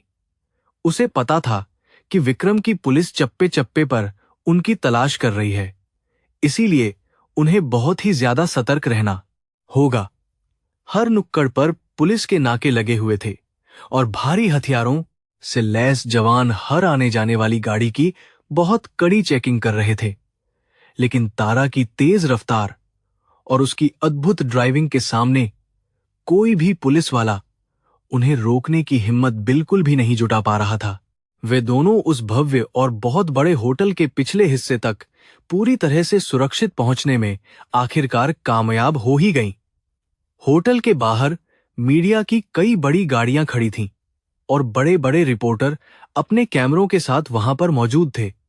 विक्रम ने अपनी झूठी कहानी को पूरी दुनिया में फैलाने के लिए देश के सभी बड़े न्यूज चैनलों को वहां पर खास तौर पर बुलाया था। तारा ने मोटरसाइकिल को एक अंधेरी और बहुत ही सुनसान गली में अच्छी तरह से छिपा दिया और दोनों वहां से चुपचाप पैदल ही आगे बढ़ीं। होटल की सुरक्षा सचमुच किसी अभेद्य और बहुत ही खतरनाक किले जैसी थी, जहां हर जगह हथियारबंद और क्रूर गार्ड तैनात किए गए थे। तारा ने अपनी दूरबीन निकाली और बहुत ही ध्यान से छत और पिछले दरवाजे की पूरी सुरक्षा व्यवस्था का अच्छी तरह से मुआयना किया। उसने देखा कि पिछले दरवाजे पर 2 गार्ड खड़े हैं और उनके पास आधुनिक राइफलें और तेज संचार उपकरण पूरी तरह से मौजूद हैं। तारा ने एक गहरी सांस ली और अपने चाकू को हाथ में लेकर बहुत ही खामोशी से उन दोनों गार्ड्स की तरफ अपने कदम बढ़ा दिए। तारा एक बहुत ही खतरनाक और भूखी बिल्ली की तरह बिना कोई आहट किए एक बड़े से कचरे के डिब्बे के पीछे आसानी से छिप गई। जैसे ही एक गार्ड अपनी सिगरेट जलाने के लिए दूसरी तरफ मुड़ा, तारा बहुत ही तेज गति से अपनी जगह से बाहर निकली। उसने एक हाथ से गार्ड का मुंह दबाया और दूसरे हाथ से उसकी गर्दन की एक खास नस पर बहुत ही जोरदार वार किया। गार्ड बिना कोई भी आवाज किए तुरंत बेहोश होकर जमीन पर गिर पड़ा और दूसरा गार्ड कुछ समझ पाता उससे पहले ही तारा ने उसे भी गिरा दिया। तारा ने बहुत ही फुर्ती से दोनों गार्ड्स को घसीटकर कचरे के बड़े डिब्बे के पीछे पूरी तरह से छिपा दिया ताकि किसी को शक ना हो। उसने उनके संचार रेडियो बंद कर दिए और अनन्या को हाथ के इशारे से जल्दी अंदर आने का कड़ा निर्देश दिया। वे दोनों होटल के पिछले दरवाजे से अंदर घुसीं और सीधे सर्विस लिफ्ट की तरफ बहुत ही तेजी से दौड़ पड़ी। तारा ने लिफ्ट के कंट्रोल पैनल को खोला और उसके तारों को आपस में जोड़कर लिफ्ट को सीधे सबसे ऊपरी मंजिल की तरफ जाने का निर्देश दे दिया। लिफ्ट बहुत ही तेज गति से ऊपर की तरफ जा रही थी और अनन्या के दिल की धड़कनें बहुत ही ज्यादा तेज हो गई थीं। उसे पता था कि जैसे ही लिफ्ट के दरवाजे खुलेंगे, उनका सामना विक्रम के सबसे खतरनाक और बेरहम हथियारों वाले हथियारों से होगा। तारा ने अपनी पिस्तौल की सेफ्टी को हटाया और बहुत ही शांत आवाज में कहा कि मेरे पीछे रहना और बिल्कुल भी मत घबराना। हम उस घमंडी शैतान को उसके पापों की सजा देने के बहुत ही करीब पहुंच चुके हैं और अब हमें कोई नहीं रोक सकता। जैसे ही लिफ्ट सबसे ऊपरी मंजिल पर रुकी और उसके बड़े दरवाजे खुले, सामने 3 बहुत ही खतरनाक और भारी हथियारों से लैस गार्ड खड़े थे। तारा ने एक भी पल बर्बाद नहीं किया और पलक झपकते ही अपनी पिस्तौल से 3 बहुत ही सटीक और जानलेवा गोलियां चला दी। तीनों गोलियां गार्ड्स के सिर में जा लगीं और वे बिना किसी आवाज के खून से लथपथ होकर वहीं जमीन पर ढेर हो गए। तारा ने बहुत ही तेजी से आगे बढ़कर पूरे गलियारे को अपनी खतरनाक और तेज नजरों से अच्छी तरह से स्कैन किया। प्रेस कॉन्फ्रेंस एक बहुत बड़े हॉल में चल रही थी, लेकिन तारा को सबसे पहले होटल के मुख्य सर्वर रूम तक पहुंचना बहुत जरूरी था। उसे अपने हैकर दोस्त द्वारा भेजे गए सबूतों को उस बड़ी स्क्रीन पर चलाना था जिसे दुनिया भर के करोड़ों लोग लाइव देख रहे थे। वे दोनों खामोशी से सर्वर रूम की तरफ बढ़ीं, जिसका दरवाजा एक बहुत ही मजबूत और इलेक्ट्रॉनिक लॉक से पूरी तरह से सुरक्षित किया गया था। तारा ने अपनी जेब से एक छोटा सा इलेक्ट्रॉनिक उपकरण निकाला और उसे ताले के साथ बहुत ही तेजी से जोड़ दिया। कुछ ही सेकंड में वह छोटा सा उपकरण हरे रंग की रोशनी के साथ चमका और दरवाजे का भारी ताला एक आवाज के साथ खुल गया। वे दोनों तुरंत अंदर घुसीं और तारा ने कमरे का दरवाजा अंदर से बहुत ही अच्छी तरह और मजबूती से बंद कर दिया। कमरे के अंदर कई बड़ी स्क्रीन और कंप्यूटर मौजूद थे, जिन्हें होटल के सभी कैमरों और मुख्य प्रोजेक्टर से पूरी तरह जोड़ा गया था। तारा ने अपनी पेन ड्राइव निकाली और उसे मुख्य सर्वर के अंदर डालकर बहुत ही तेजी से अपना काम करना शुरू कर दिया। तारा की उंगलियां कीबोर्ड पर बहुत ही तेज गति से किसी तूफान की तरह चल रही थीं और वह सिस्टम के सुरक्षा घेरे को तोड़ रही थी। उसने कुछ ही मिनटों में विक्रम के सारे काले कारनामों और हत्या के पुख्ता सबूतों को लाइव ब्रॉडकास्ट सिस्टम के साथ पूरी तरह से जोड़ दिया। अब केवल एक बटन दबाने की देरी थी और विक्रम की सारी झूठी इज्जत पूरी दुनिया के सामने बुरी तरह से मिट्टी में मिल जाने वाली थी। तारा ने अनन्या की तरफ देखा और उसे वह लाल बटन अपने हाथों से दबाने का एक बहुत ही शानदार मौका दिया। अनन्या के हाथ थोड़े से कांप रहे थे, लेकिन उसकी आंखों में एक बहुत ही तेज और भयानक प्रतिशोध की आग साफ दिखाई दे रही थी। उसने अपने मृत पिता का चेहरा याद किया और अपनी पूरी ताकत और हिम्मत जुटाकर उस लाल बटन को बहुत ही जोर से दबा दिया। जैसे ही बटन दबा, मुख्य हॉल की बड़ी स्क्रीन पर चल रहा विक्रम का झूठा भाषण अचानक से पूरी तरह बंद हो गया। उसकी जगह वसीयत के असली दस्तावेज और विक्रम के उन सभी काले कारनामों के पुख्ता सबूत स्क्रीन पर बहुत ही बड़े अक्षरों में चमकने लगे। हॉल में बैठे हुए सारे रिपोर्टर और बड़े अधिकारी यह भयानक नजारा देखकर पूरी तरह से सन्न रह गए और जोर जोर से बातें करने लगे। स्क्रीन पर विक्रम के उन हत्यारों की तस्वीरें भी दिखाई जा रही थीं, जिन्होंने अनन्या के पिता को बहुत ही बेरहमी से जहर देकर मारा था। विक्रम का चेहरा पूरी तरह से पीला पड़ गया और उसे समझ नहीं आ रहा था कि उसकी यह कड़ी सुरक्षा अचानक कैसे टूट गई। उसने गुस्से में पागल होकर चिल्लाते हुए अपने गार्ड्स को वह स्क्रीन तुरंत बंद करने का बहुत ही सख्त और कड़ा आदेश दिया। लेकिन गार्ड्स कुछ भी नहीं कर पा रहे थे, क्योंकि तारा ने पूरे सर्वर को बहुत ही बेहतरीन तरीके से हैक करके पूरी तरह से लॉक कर दिया था। मीडिया के कैमरे अब विक्रम के डरे हुए और घबराए हुए चेहरे की तरफ घूम चुके थे और उससे बहुत ही तीखे सवाल पूछने लगे थे। विक्रम की सारी झूठी और घमंडी ताकत एक ही पल में ताश के पत्तों की तरह पूरी तरह से बिखर कर जमीन पर गिर चुकी थी। वह पागलों की तरह मंच से नीचे उतरा और भागने का एक बहुत ही कायरतापूर्ण प्रयास करने लगा। सर्वर रूम के अंदर तारा ने अपना सारा सामान समेटा और अपनी पिस्तौल को एक बार फिर से अपनी मजबूत पकड़ में तैयार कर लिया। उसने अनन्या से कहा कि सबूत तो दुनिया के सामने पहुंच गए हैं, लेकिन अब हमें उस शैतान का सामना खुद करना होगा। विक्रम आसानी से हार नहीं मानेगा और वह भागने के लिए अपने सारे खूंखार हथियारों को हमारे पीछे पूरी ताकत से लगा देगा। वे दोनों सर्वर रूम का भारी दरवाजा खोलकर बाहर गलियारे में निकलीं और मुख्य हॉल की तरफ अपने बहुत ही मजबूत कदम बढ़ाने लगीं। होटल के उस लंबे और शांत गलियारे में अब एक बहुत ही अजीब और भयानक सी शांति पूरी तरह से छाई हुई थी। तारा जानती थी कि विक्रम के सबसे खतरनाक और बेहतरीन कमांडो अब इसी रास्ते से उनका रास्ता रोकने के लिए जरूर आने वाले हैं। उसने अनन्या को एक मजबूत दीवार के पीछे पूरी तरह से छिपने का सख्त निर्देश दिया और खुद बीच रास्ते में सीना तानकर खड़ी हो गई। कुछ ही पलों के बाद गलियारे के दूसरे छोर से कई गार्ड्स अपनी भारी बंदूकें लिए हुए बहुत ही तेजी से दौड़ते हुए आ रहे थे। तारा की आंखों में कोई भी डर नहीं था, बल्कि एक ऐसी ठंडी और खौफनाक आग थी जो अपने दुश्मनों को पूरी तरह भस्म कर सकती थी। उसने अपनी दोनों पिस्तौलें निकालीं और उन हत्यारों की तरफ बहुत ही तेज गति से और बिना किसी हिचकिचाहट के दौड़ना शुरू कर दिया। अब एक बहुत ही भयानक और खूनी लड़ाई की शुरुआत होने वाली थी, जो इस लंबी और दर्दनाक कहानी का अंतिम फैसला करने वाली थी।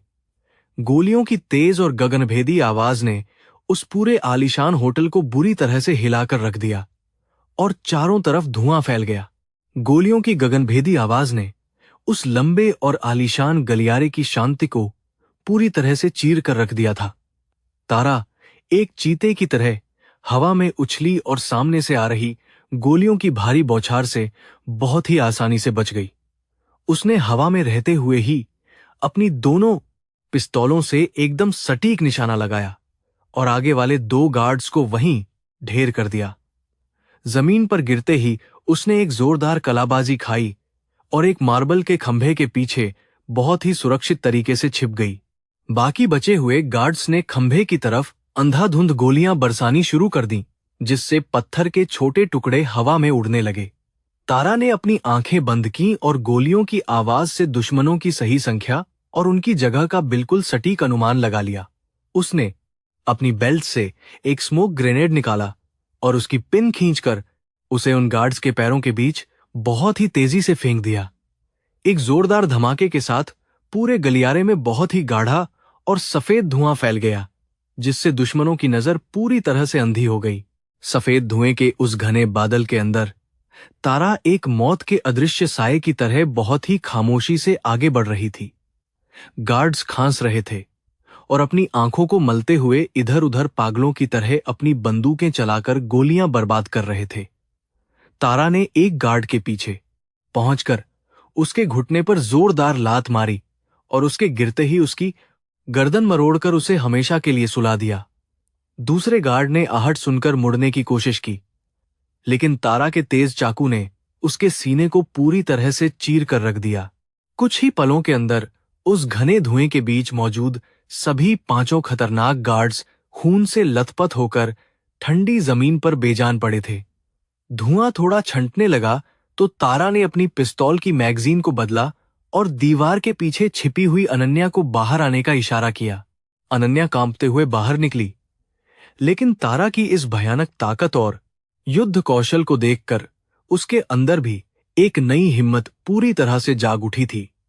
तारा ने कहा कि हमें जल्दी से छत की तरफ जाना होगा, क्योंकि विक्रम अब हेलीकॉप्टर से भागने की कोशिश करेगा।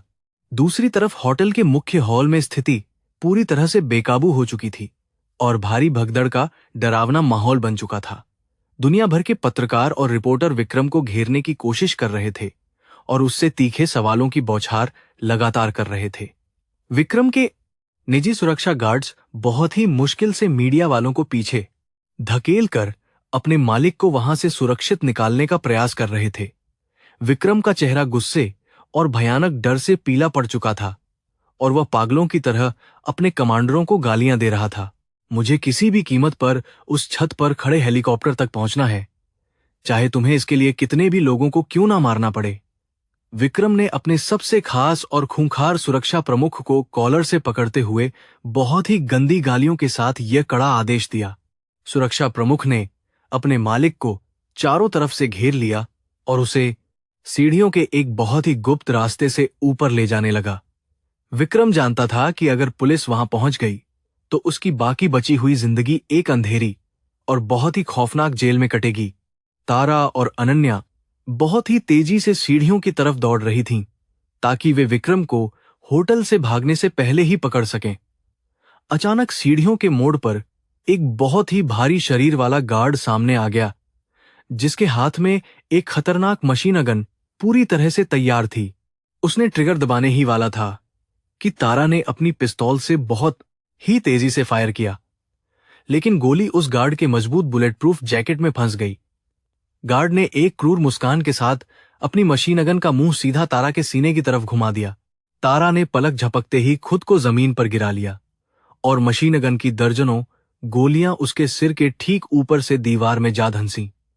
उसने जमीन पर लेटे हुए ही अपने पैर से एक बहुत ही जोरदार प्रहार उस गार्ड के घुटने पर किया, जिससे वह थोड़ा सा डगमगा गया।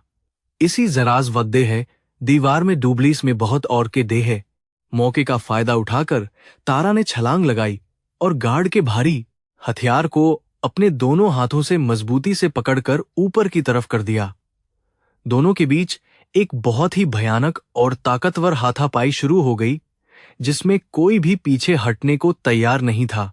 गार्ड अपनी पूरी ताकत लगाकर मशीन गन को नीचे करने की कोशिश कर रहा था और तारा की मांसपेशियां दर्द से बुरी तरह चीख रही थीं।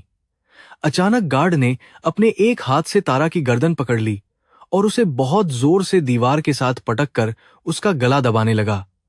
तारा की सांसें उखड़ने लगीं और उसकी आंखों के सामने अंधेरा छाने लगा, लेकिन उसने हार मानने से पूरी तरह इनकार कर दिया। तभी अचानक से उस गार्ड के चेहरे पर एक भयानक दर्द उभरा और उसकी मजबूत पकड़ पूरी तरह से ढीली पड़ गई।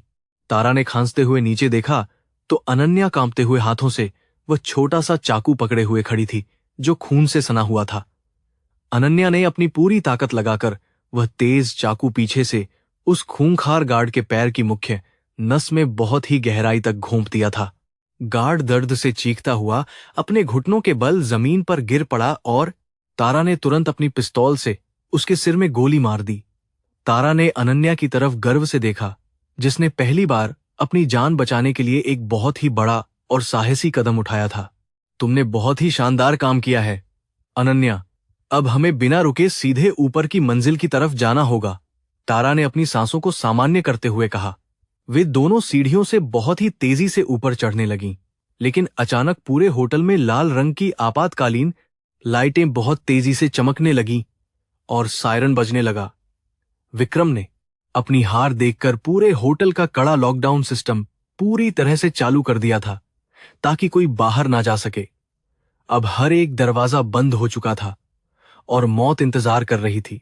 तारा को पता था कि इन इलेक्ट्रॉनिक तालों को हैक करने का समय अब उनके पास बिल्कुल भी नहीं बचा है, इसलिए उसने विस्फोटकों का सहारा लिया। उसने अपने बैग से कुछ छोटे और बहुत ही शक्तिशाली बम निकाले और उन्हें लोहे के भारी दरवाजों के जोड़ों पर बहुत ही सावधानी के साथ चिपका दिया। एक जोरदार धमाके के साथ दरवाजा टूटकर गिर गया और उसके पीछे खड़े 3 खतरनाक गार्ड्स भी झटके से जमीन पर बुरी तरह से गिर पड़े। तारा ने धुएं के बीच से उन पर गोलियां चलाईं और उनके संभलने से पहले ही उन्हें हमेशा के लिए गहरी नींद में सुला दिया। हर एक मंजिल को पार करना अब एक बहुत ही भयानक और खूनी चुनौती बनता जा रहा था, क्योंकि विक्रम के आदमी हर कोने में छिपे हुए थे। तारा अपनी बेमिसाल फुर्ती और अचूक निशानेबाजी से उन सभी खतरनाक दुश्मनों का बहुत ही बेरहमी के साथ सफाया करते हुए आगे की तरफ बढ़ रही थी। अनन्या भी अब पूरी तरह से सतर्क थी और अपने हाथ में चाकू लिए हर पल अपनी और तारा की सुरक्षा का बहुत ही अच्छे से ध्यान रख रही थी। गलियारों की दीवारों पर अब सिर्फ खून के गहरे निशान और गोलियों के बहुत बड़े बड़े गड्ढे ही स्पष्ट रूप से दिखाई दे रहे थे। विक्रम अपनी सुरक्षित छत पर खड़ा था, जहां उसका निजी हेलीकॉप्टर उड़ान भरने के लिए पंख घुमा रहा था। उसने अपने मोबाइल स्क्रीन पर सीसीटीवी कैमरों की फुटेज देखी और देखा कि कैसे तारा उसके कमांडो को आसानी से काट रही थी। विक्रम का पूरा शरीर डर और इंसिले भयंकर गुस्से से कांप रहा था, क्योंकि उसने अपनी पूरी जिंदगी में कभी किसी इंसान से इतनी भयानक हार का सामना नहीं किया था। उसने अपना फोन जमीन पर पटक कर चकनाचूर कर दिया और अपने आखिरी सबसे खूंखार हत्यारे को वहां तुरंत बुलाने का कड़ा आदेश दे दिया। यह आखिरी हत्यारा कोई साधारण इंसान नहीं था, बल्कि एक 7 फुट लंबा और बहुत ही भारी शरीर वाला निर्दयी राक्षस था, जिसे दर्द महसूस नहीं होता था। उसने अपने हाथों में एक बहुत ही भारी लोहे का हथौड़ा पकड़ा हुआ था, जो किसी भी इंसान की हड्डियों का एक पल में चूरा बना सकता था। वह भारी कदमों से चलता हुआ सीधे उस दरवाजे के सामने आकर खड़ा हो गया, जो छत की तरफ जाने वाला एकमात्र और सबसे मजबूत रास्ता था। तारा और अनन्या जैसे ही सीढ़ियों से ऊपर पहुंची, उनका सामना उस भयानक राक्षस से हो गया, जिसकी आंखों में सिर्फ मौत की भयंकर भूख चमक रही थी। तारा ने बिना कोई भी पल बर्बाद किए उस विशाल आदमी के सीने पर अपनी पिस्तौल से लगातार 3 बहुत ही सटीक और जानलेवा गोलियां दाग दी। लेकिन वह आदमी एक बहुत ही भारी और मजबूत बुलेट प्रूफ जैकेट पहने हुए था, जिससे गोलियां टकराकर जमीन पर बहुत दूर छिटक कर बुरी तरह से गिर गईं। उसने एक भयानक हंसी के साथ अपना भारी हथौड़ा हवा में उठाया और उसे पूरी ताकत से तारा के सिर पर दे मारने के लिए आगे की तरफ झपटा। तारा ने बहुत ही शानदार फुर्ती दिखाई और एक तरफ लुढ़क कर खुद को उस खौफनाक और जानलेवा वार से बहुत ही बाल बाल बचा लिया।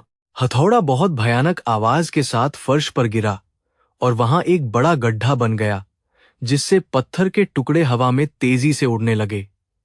तारा ने उठकर उस राक्षस के घुटने पर एक जोरदार लात मारी, लेकिन उसे लगा जैसे उसने लोहे की मजबूत दीवार पर पैर मार दिया हो।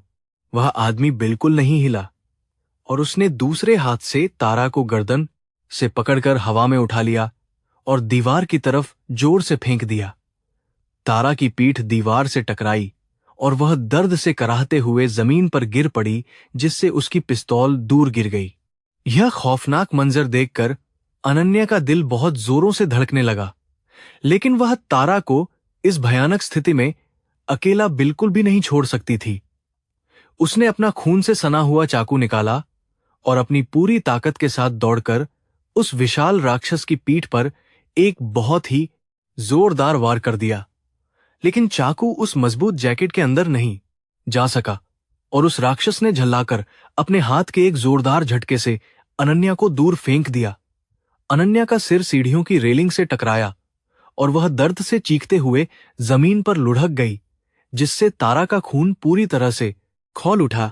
तारा ने अपने दर्द को भुलाकर एक लंबी सांस ली और अपनी बेल्ट में छिपा हुआ वह खास और नुकीला खंजर बहुत ही तेजी से बाहर निकाल लिया।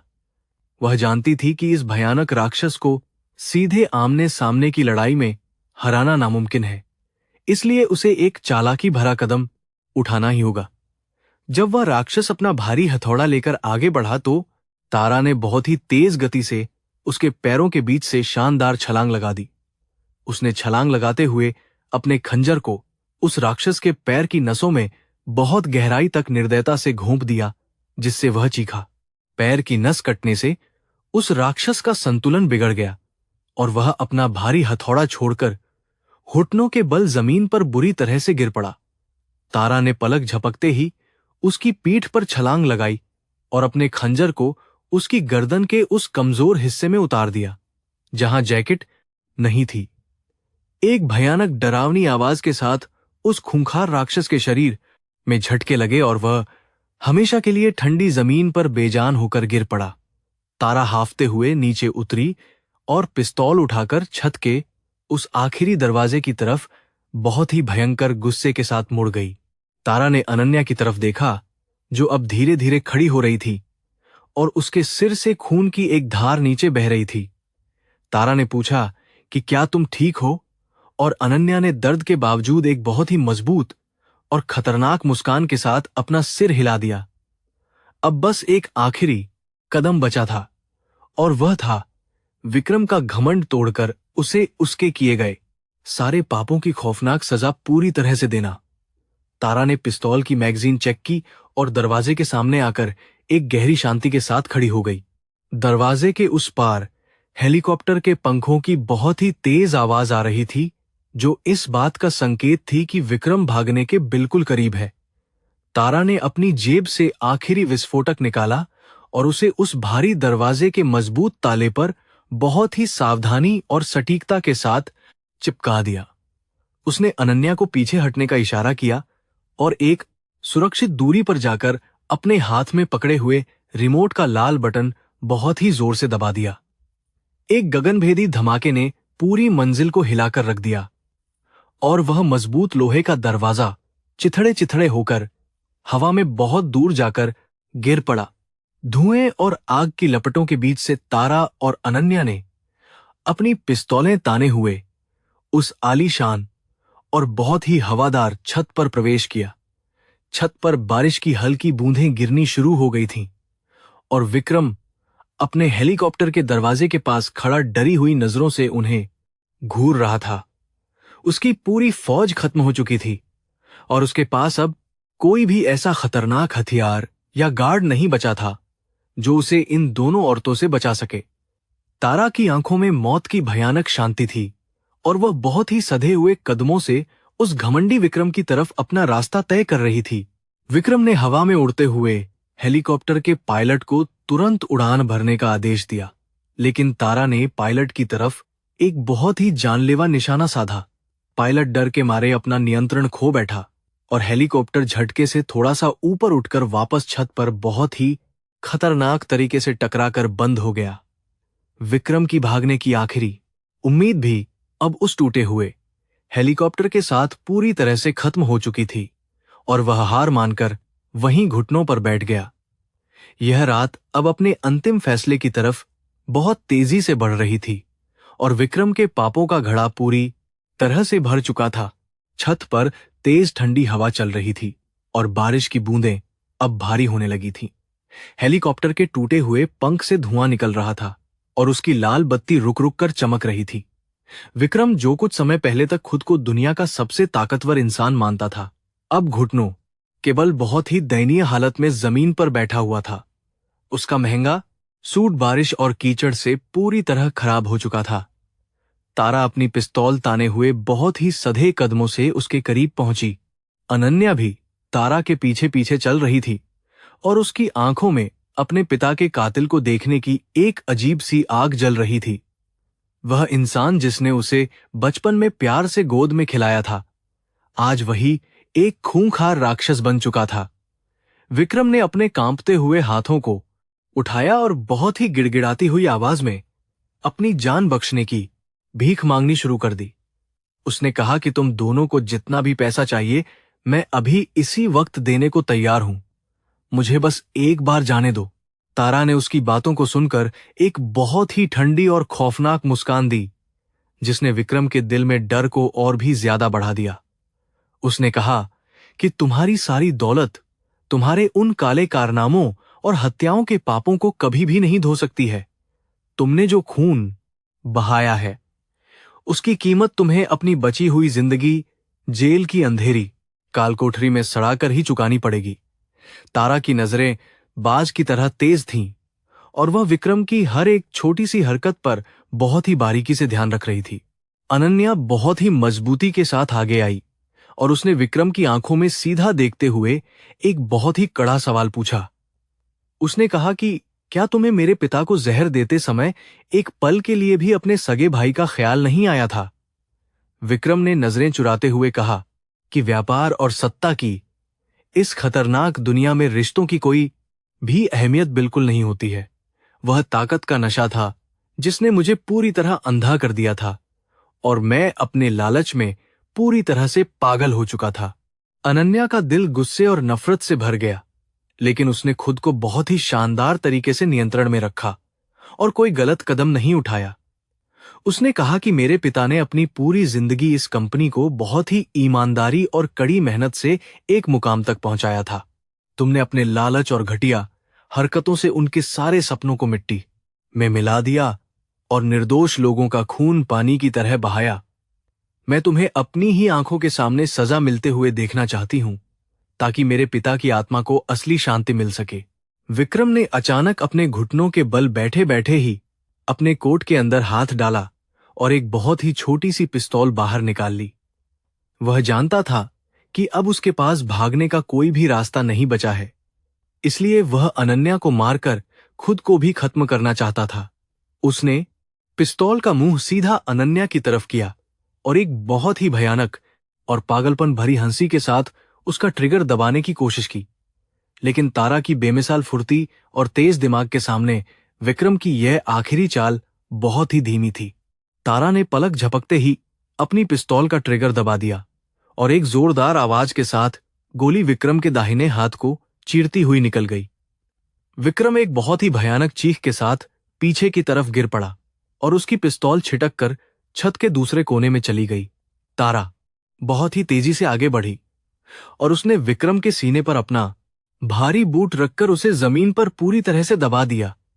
उसने कहा कि एक असली शिकारी अपने शिकार को कभी भी पलटवार करने का मौका बिल्कुल नहीं देता है। विक्रम दर्द से बुरी तरह तड़प रहा था और अपने लहूलुहान हाथ को पकड़कर जोर जोर से रो रहा था, लेकिन वहां किसी को उस पर दया नहीं आ रही थी। इसी बीच छत के नीचे से पुलिस की कई गाड़ियों के सायरन की बहुत ही तेज आवाजें लगातार सुनाई देने लगीं। विक्रम के काले चिट्ठे और हत्या के सबूत जो तारा ने लाइव स्क्रीन पर दिखाए थे, उन्होंने पुलिस विभाग को हिलने पर मजबूर कर दिया था। अब पुलिस कमिश्नर भी विक्रम को बचाने की हिम्मत बिल्कुल नहीं कर सकता था, क्योंकि मामला दुनिया के सामने था। विक्रम दर्द से चीख रहा था, लेकिन उसने अपने दूसरे हाथ से अपनी बेल्ट में लगा एक गुप्त बटन बहुत ही तेजी से दबा दिया। यह एक आपातकालीन संकेत था जो उसने सिर्फ अपनी सबसे निजी और खतरनाक हत्यारी टीम के लिए बनाकर रखा था। कुछ ही सेकंड के बाद छत के दूसरे कोने पर बना हुआ एक गुप्त लोहे का दरवाजा बहुत ही तेज आवाज के साथ अचानक से खुला। अंदर से 4 काले कपड़े पहने हुए बेहद खूंखार और चुपचाप काम करने वाले हत्यारे अपने अत्याधुनिक हथियारों के साथ छत पर पूरी तरह से फैल गए। तारा ने तुरंत खतरे को भांप लिया और अनन्या को एक बड़े से वेंटिलेशन पाइप के पीछे बहुत ही सुरक्षित तरीके से छिपने का इशारा किया। उसने अपनी पिस्तौल की ग्रिप को और भी ज्यादा मजबूती से पकड़ लिया और अपनी आंखों को उन 4 खूंखार हत्यारों की चाल पर अच्छी तरह से टिका दिया। बारिश की बूंदें अब और भी ज्यादा तेज हो गई थीं, जो छत पर एक बहुत ही भयानक और फिसलन भरा खतरनाक माहौल बना रही थीं। तारा जानती थी कि यह विक्रम का आखिरी और सबसे ज्यादा जानलेवा दांव है, जिसे उसे हर हाल में पार करना ही होगा। उनमें से एक हत्यारा, जो बहुत ही तेज और फुर्तीला था, उसने अपनी लंबी तलवार निकाली और तारा की तरफ एक चीते की तरह छलांग लगा दी। तारा ने अपनी जगह से बिल्कुल भी नहीं हिली और जब वह हत्यारा हवा में था, तभी उसने एक बहुत ही सटीक निशाना साधा। उसकी पिस्तौल से निकली एक तेज गोली सीधा उस हत्यारे के सीने में जा लगी और वह हवा में ही तड़पते हुए जमीन पर बुरी तरह से गिर पड़ा। लेकिन बाकी 3 हत्यारे इस मौत से बिल्कुल भी नहीं घबराए और उन्होंने तारा पर बहुत ही खतरनाक हमला कर दिया। एक हत्यारे ने अपनी बंदूक से गोलियों की बौछार कर दी, जिससे बचने के लिए तारा को जमीन पर बहुत तेजी से लुढ़कना पड़ा।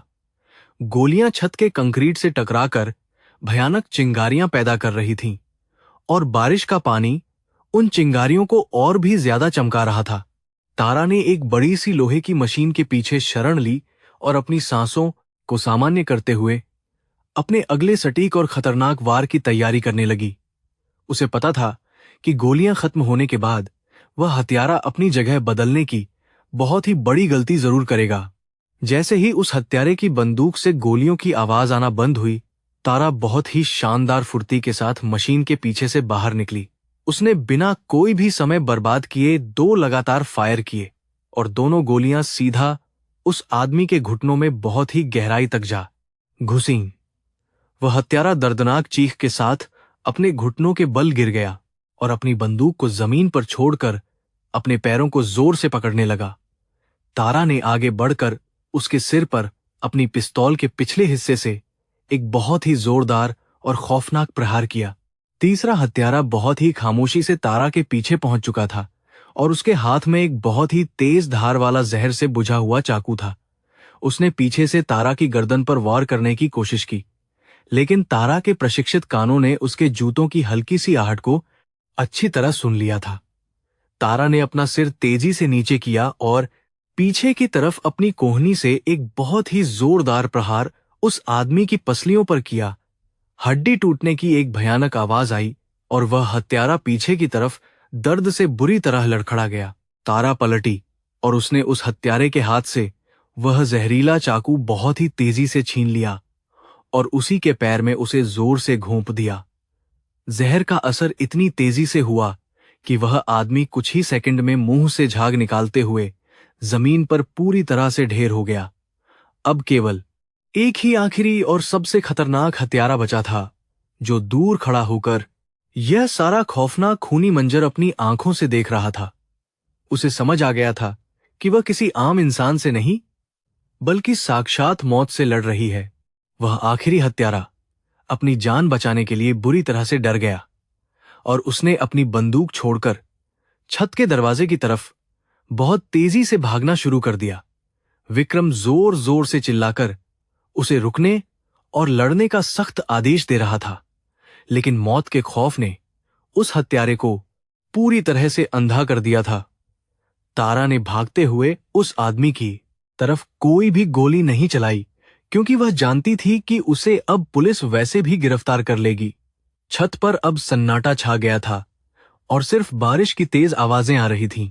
विक्रम का सारा घमंड और ताकत का नशा अब पूरी तरह से धूल में मिल चुका था और वह एक हारे हुए जुआरी की तरह कांप रहा था। उसने अपने खून से सने हुए हाथ को पकड़ा और जोर जोर से रोते हुए अपनी नियति को कोसना शुरू कर दिया, जिसने उसे इस हाल तक पहुंचाया था। उसने कभी सपने में भी नहीं सोचा था कि एक साधारण सी औरत और उसकी अपनी ही डरी हुई भतीजी उसके इतने बड़े साम्राज्य को नष्ट कर देंगी। यह हार उसके लिए मौत से भी ज्यादा भयानक और डरावनी थी, क्योंकि उसका गुरूर हमेशा के लिए टूट चुका था। अनन्या अपने छिपने की जगह से बाहर निकली और बहुत ही सधे हुए कदमों से विक्रम के करीब आकर उसके सामने एक मजबूत चट्टान की तरह खड़ी हो गई। उसने विक्रम की आंखों में सीधा देखा और कहा कि तुम्हारे इस लालच ने सिर्फ मेरा परिवार ही नहीं छीना, बल्कि तुम्हारी खुद की इंसानियत को भी खत्म कर दिया है। तुम एक ऐसे राक्षस बन गए थे जिसे सिर्फ दौलत की भूख थी, लेकिन अब तुम्हें पूरी जिंदगी जेल की सलाखों के पीछे रोते हुए बितानी पड़ेगी। विक्रम ने अपना सिर नीचे झुका लिया, क्योंकि उसके पास कोई जवाब नहीं था। तारा ने दूर सड़क पर देखा, जहां से पुलिस की दर्जनों गाड़ियों की चमकती हुई नीली और लाल बत्तियां सीधे इसी होटल की तरफ बहुत तेजी से बढ़ रही थीं। होटल के नीचे भारी भीड़ जमा हो गई थी और मीडिया के लोग अपने कैमरों के साथ इस पूरी खौफनाक घटना का लाइव प्रसारण पूरी दुनिया में कर रहे थे। पुलिस कमिश्नर को आभार मानकर अपनी सबसे ईमानदार टीम को इस होटल की छत पर भेजने का फैसला लेना ही पड़ा था। तारा जानती थी कि उसके लिए अब यहां से खामोशी के साथ गायब हो जाने का सही समय आ चुका है। तारा ने अपनी पिस्तौल को अपनी बेल्ट में सुरक्षित रूप से रखा और अनन्या के कंधे पर अपना हाथ रखकर उसे एक बहुत ही मजबूत और गर्मजोशी भरी मुस्कान दी। उसने कहा कि मेरा काम अब पूरी तरह से खत्म हो गया है और इस घमंडी शैतान को उसके पापों की सजा देने का काम अब देश का कानून करेगा। तुम एक बहुत ही बहादुर लड़की हो, अनन्या, और मुझे पूरा यकीन है कि तुम अपने पिता के साम्राज्य को ईमानदारी से संभालोगी। अब मुझे जाना होगा, क्योंकि मेरी दुनिया इस चकाचौंध वाली जिंदगी से बहुत ही ज्यादा अलग है।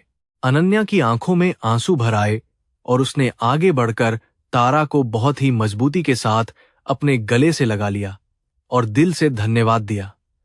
उसने कहा कि आपने सिर्फ मेरी जान ही नहीं बचाई, बल्कि मुझे अपने हक के लिए लड़ना और इस जालिम दुनिया का डटकर सामना करना भी अच्छी तरह सिखाया है।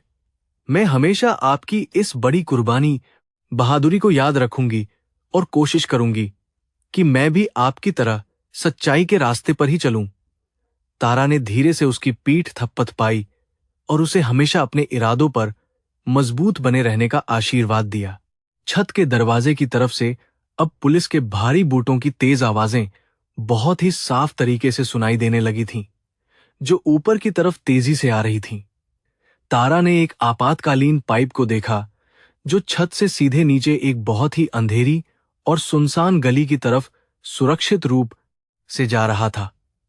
उसने बिना किसी हिचकिचाहट के उस मजबूत लोहे के पाइप को कसकर पकड़ लिया और एक प्रशिक्षित जिम्नास्ट की तरह खामोशी से नीचे फिसलने लगी। कुछ ही पलों के अंदर तारा उस घने अंधेरे में इस तरह से गायब हो गई जैसे वह वहां थी ही नहीं। छत का टूटा हुआ दरवाजा एक जोरदार झटके के साथ पूरी तरह से खुला और दर्जनों हथियारबंद पुलिस वाले अपने हथियारों के साथ वहां पर बहुत तेजी से पहुंच गए। उन्होंने देखा कि शहर का सबसे अमीर इंसान विक्रम आज जमीन पर खून से लथपथ होकर पड़ा हुआ है और जोर जोर से दर्द से करा रहा है। दूसरी तरफ अनन्या एक बहादुर और आत्मविश्वासी लड़की की तरह वहां सीना तानकर एकदम शांत खड़ी थी और पुलिस वालों का इंतजार कर रही थी। पुलिस के सीनियर ऑफिसर ने तुरंत आगे बढ़कर विक्रम को हथकड़ी पहना दी और उसे आधिकारिक रूप से गिरफ्तार कर लिया।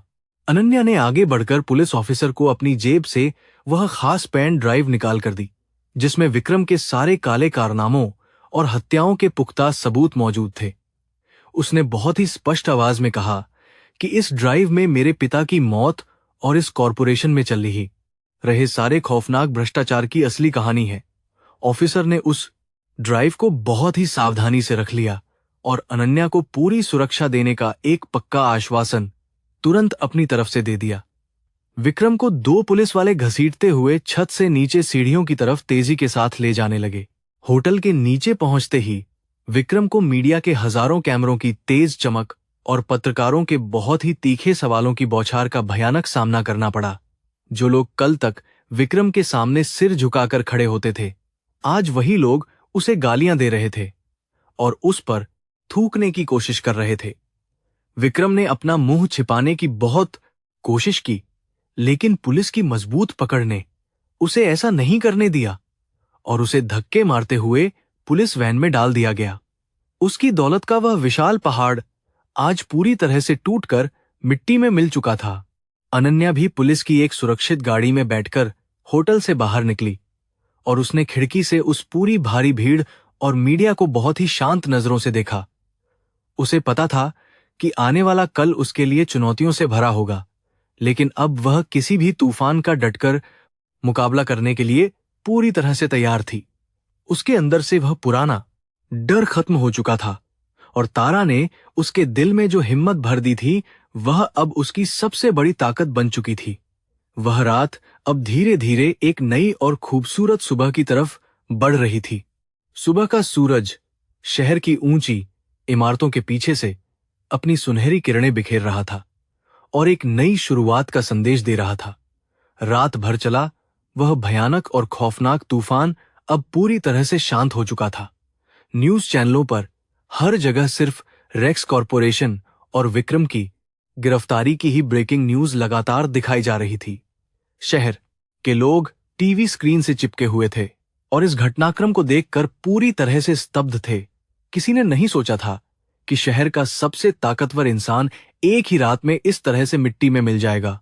पुलिस मुख्यालय के अंदर एक बहुत ही बड़े पैमाने पर हलचल मची हुई थी और विशेष जांच दल पूरी तरह से सक्रिय हो गया था। अनन्या द्वारा दी गई पेन ड्राइव में मौजूद सबूत इतने ज्यादा पुख्ता और खतरनाक थे कि विक्रम का बचना अब पूरी तरह से नामुमकिन था। पुलिस ने रात भर शहर के कई अलग अलग इलाकों में ताबड़तोड़ छापे मारी, की और विक्रम के कई खतरनाक गुंडों को गिरफ्तार कर लिया। भ्रष्टाचार में लिप्त कई बड़े नेताओं और बेईमान पुलिस अधिकारियों के घरों पर भी बहुत ही सख्त और अचानक छापे मारे गए, जिससे पूरी व्यवस्था में हड़कंप मच गया। विक्रम शहर की सबसे सुरक्षित जेल की एक बहुत ही छोटी और अंधेरी कालकोठरी में अकेला जमीन पर बुरी तरह से हताश बैठा हुआ था। उसका वह महंगा सूट अब पूरी तरह से फट चुका था और उसके चेहरे पर हार की बहुत गहरी निराशा साफ झलक रही थी। कल तक जो पुलिसकार अधिकारी उसके सामने हाथ जोड़कर खड़े रहते थे, आज वही लोग उसे बहुत बुरी तरह से अपमानित कर रहे थे। विक्रम को अब जाकर यह अच्छी तरह से समझ आ रहा था कि सत्ता और काले पैसे का घमंड दुनिया में कितनी जल्दी और कितनी बुरी तरह से हमेशा के लिए टूट जाता है। जब जांच अधिकारी विक्रम से पूछताछ करने के लिए उस ठंडी कालकोठरी में पहुंचे, तो विक्रम ने अपनी अकड़ दिखाने की एक आखिरी नाकाम कोशिश की। उसने जोर से चिल्लाते हुए कहा कि मैं इस देश का सबसे अमीर और ताकतवर इंसान हूं और मेरे वकील मुझे आज ही शाम तक यहां से बाहर निकाल लेंगे। अधिकारी ने बहुत ही ठंडी और व्यंग्यात्मक मुस्कान के साथ उसे बताया कि तुम्हारे सारे वकीलों ने तुम्हारे खिलाफ पुख्ता सबूत देखकर तुम्हारा केस लड़ने से पूरी तरह से मना कर दिया है। यह भयानक सच्चाई सुनकर विक्रम की बची खुची हिम्मत भी टूट गई और वह फूट फूट कर रोने लगा। दूसरी तरफ रेक्स कॉरपोरेशन के मुख्यालय में एक बहुत ही अजीब और भारी सन्नाटा पूरी तरह से छाया हुआ था। कंपनी के सभी बड़े अधिकारी और कर्मचारी डरे हुए थे और उन्हें समझ नहीं आ रहा था कि अब उनके भविष्य का क्या होने वाला है।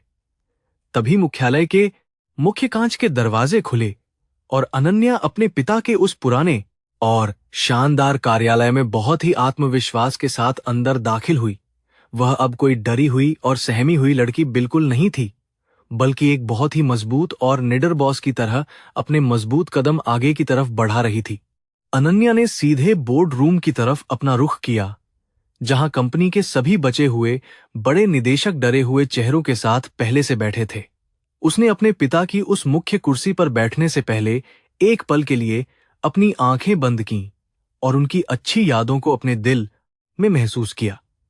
उसने बहुत ही सख्त और स्पष्ट आवाज में कहा कि यह कंपनी मेरे पिता ने अपनी मेहनत और ईमानदारी से बनाई थी, जिसे विक्रम ने एक काले धंधे का अड्डा बना दिया था। आज से यहां सब कुछ पूरी तरह बदल जाएगा और कोई भी गैरकानूनी काम इस कंपनी के अंदर बर्दाश्त नहीं किया जाएगा। अनन्या ने उन सभी भ्रष्ट अधिकारियों की एक लंबी सूची मेज पर फेंक दी, जो विक्रम के साथ उसके हर काले और घिनौने काम में पूरी तरह से शामिल थे।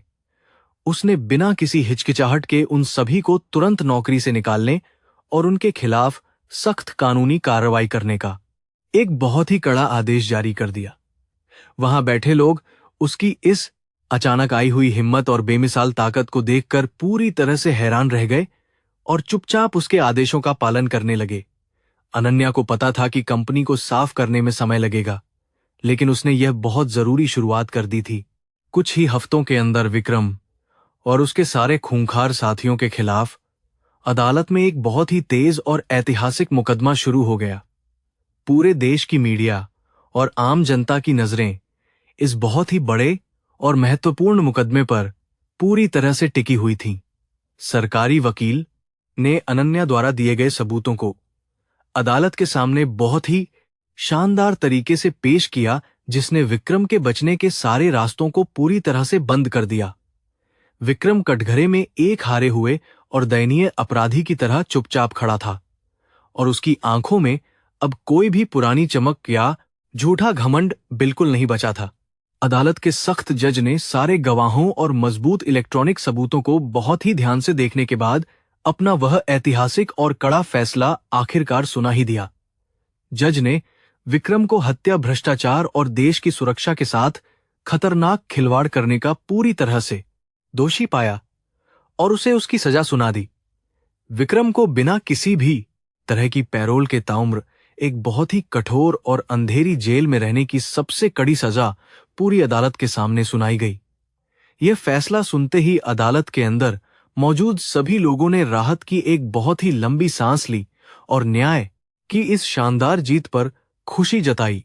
मुकदमे के खत्म होने के बाद अनन्या सीधे शहर के उस शांत कब्रिस्तान की तरफ गई जहां उसके पिता को बहुत ही शांति के साथ हमेशा के लिए दफनाया गया था। उसने अपने पिता की कब्र पर कुछ बहुत ही खूबसूरत और ताजे सफेद फूल रखे और अपनी आंखें बंद करके उनके लिए दिल से एक सच्ची और लंबी प्रार्थना की। उसने धीरे से कहा कि पिताजी, मैंने आपका वह खोया हुआ सम्मान वापस लौटा लिया है और उस दुष्ट इंसान को उसके खौफनाक पापों की सही सजा दिलवा दी है। मैं आपकी इस विरासत को बहुत ही ईमानदारी के साथ आगे बढ़ाऊंगी और आपके नाम को दुनिया में हमेशा रोशन करूंगी। कब्रिस्तान की उस अजीब सी शांति में अनन्या को अचानक तारा की बहुत ही ज्यादा याद आने लगी, जिसने उसकी जिंदगी को पूरी तरह से एक नया और सुरक्षित रास्ता दिखाया था। तारा एक फरिश्ते की तरह उसकी जिंदगी में आई थी और अपना सारा काम खत्म करने के बाद एक अदृश्य हवा के झोंके की तरह अचानक गायब हो गई थी।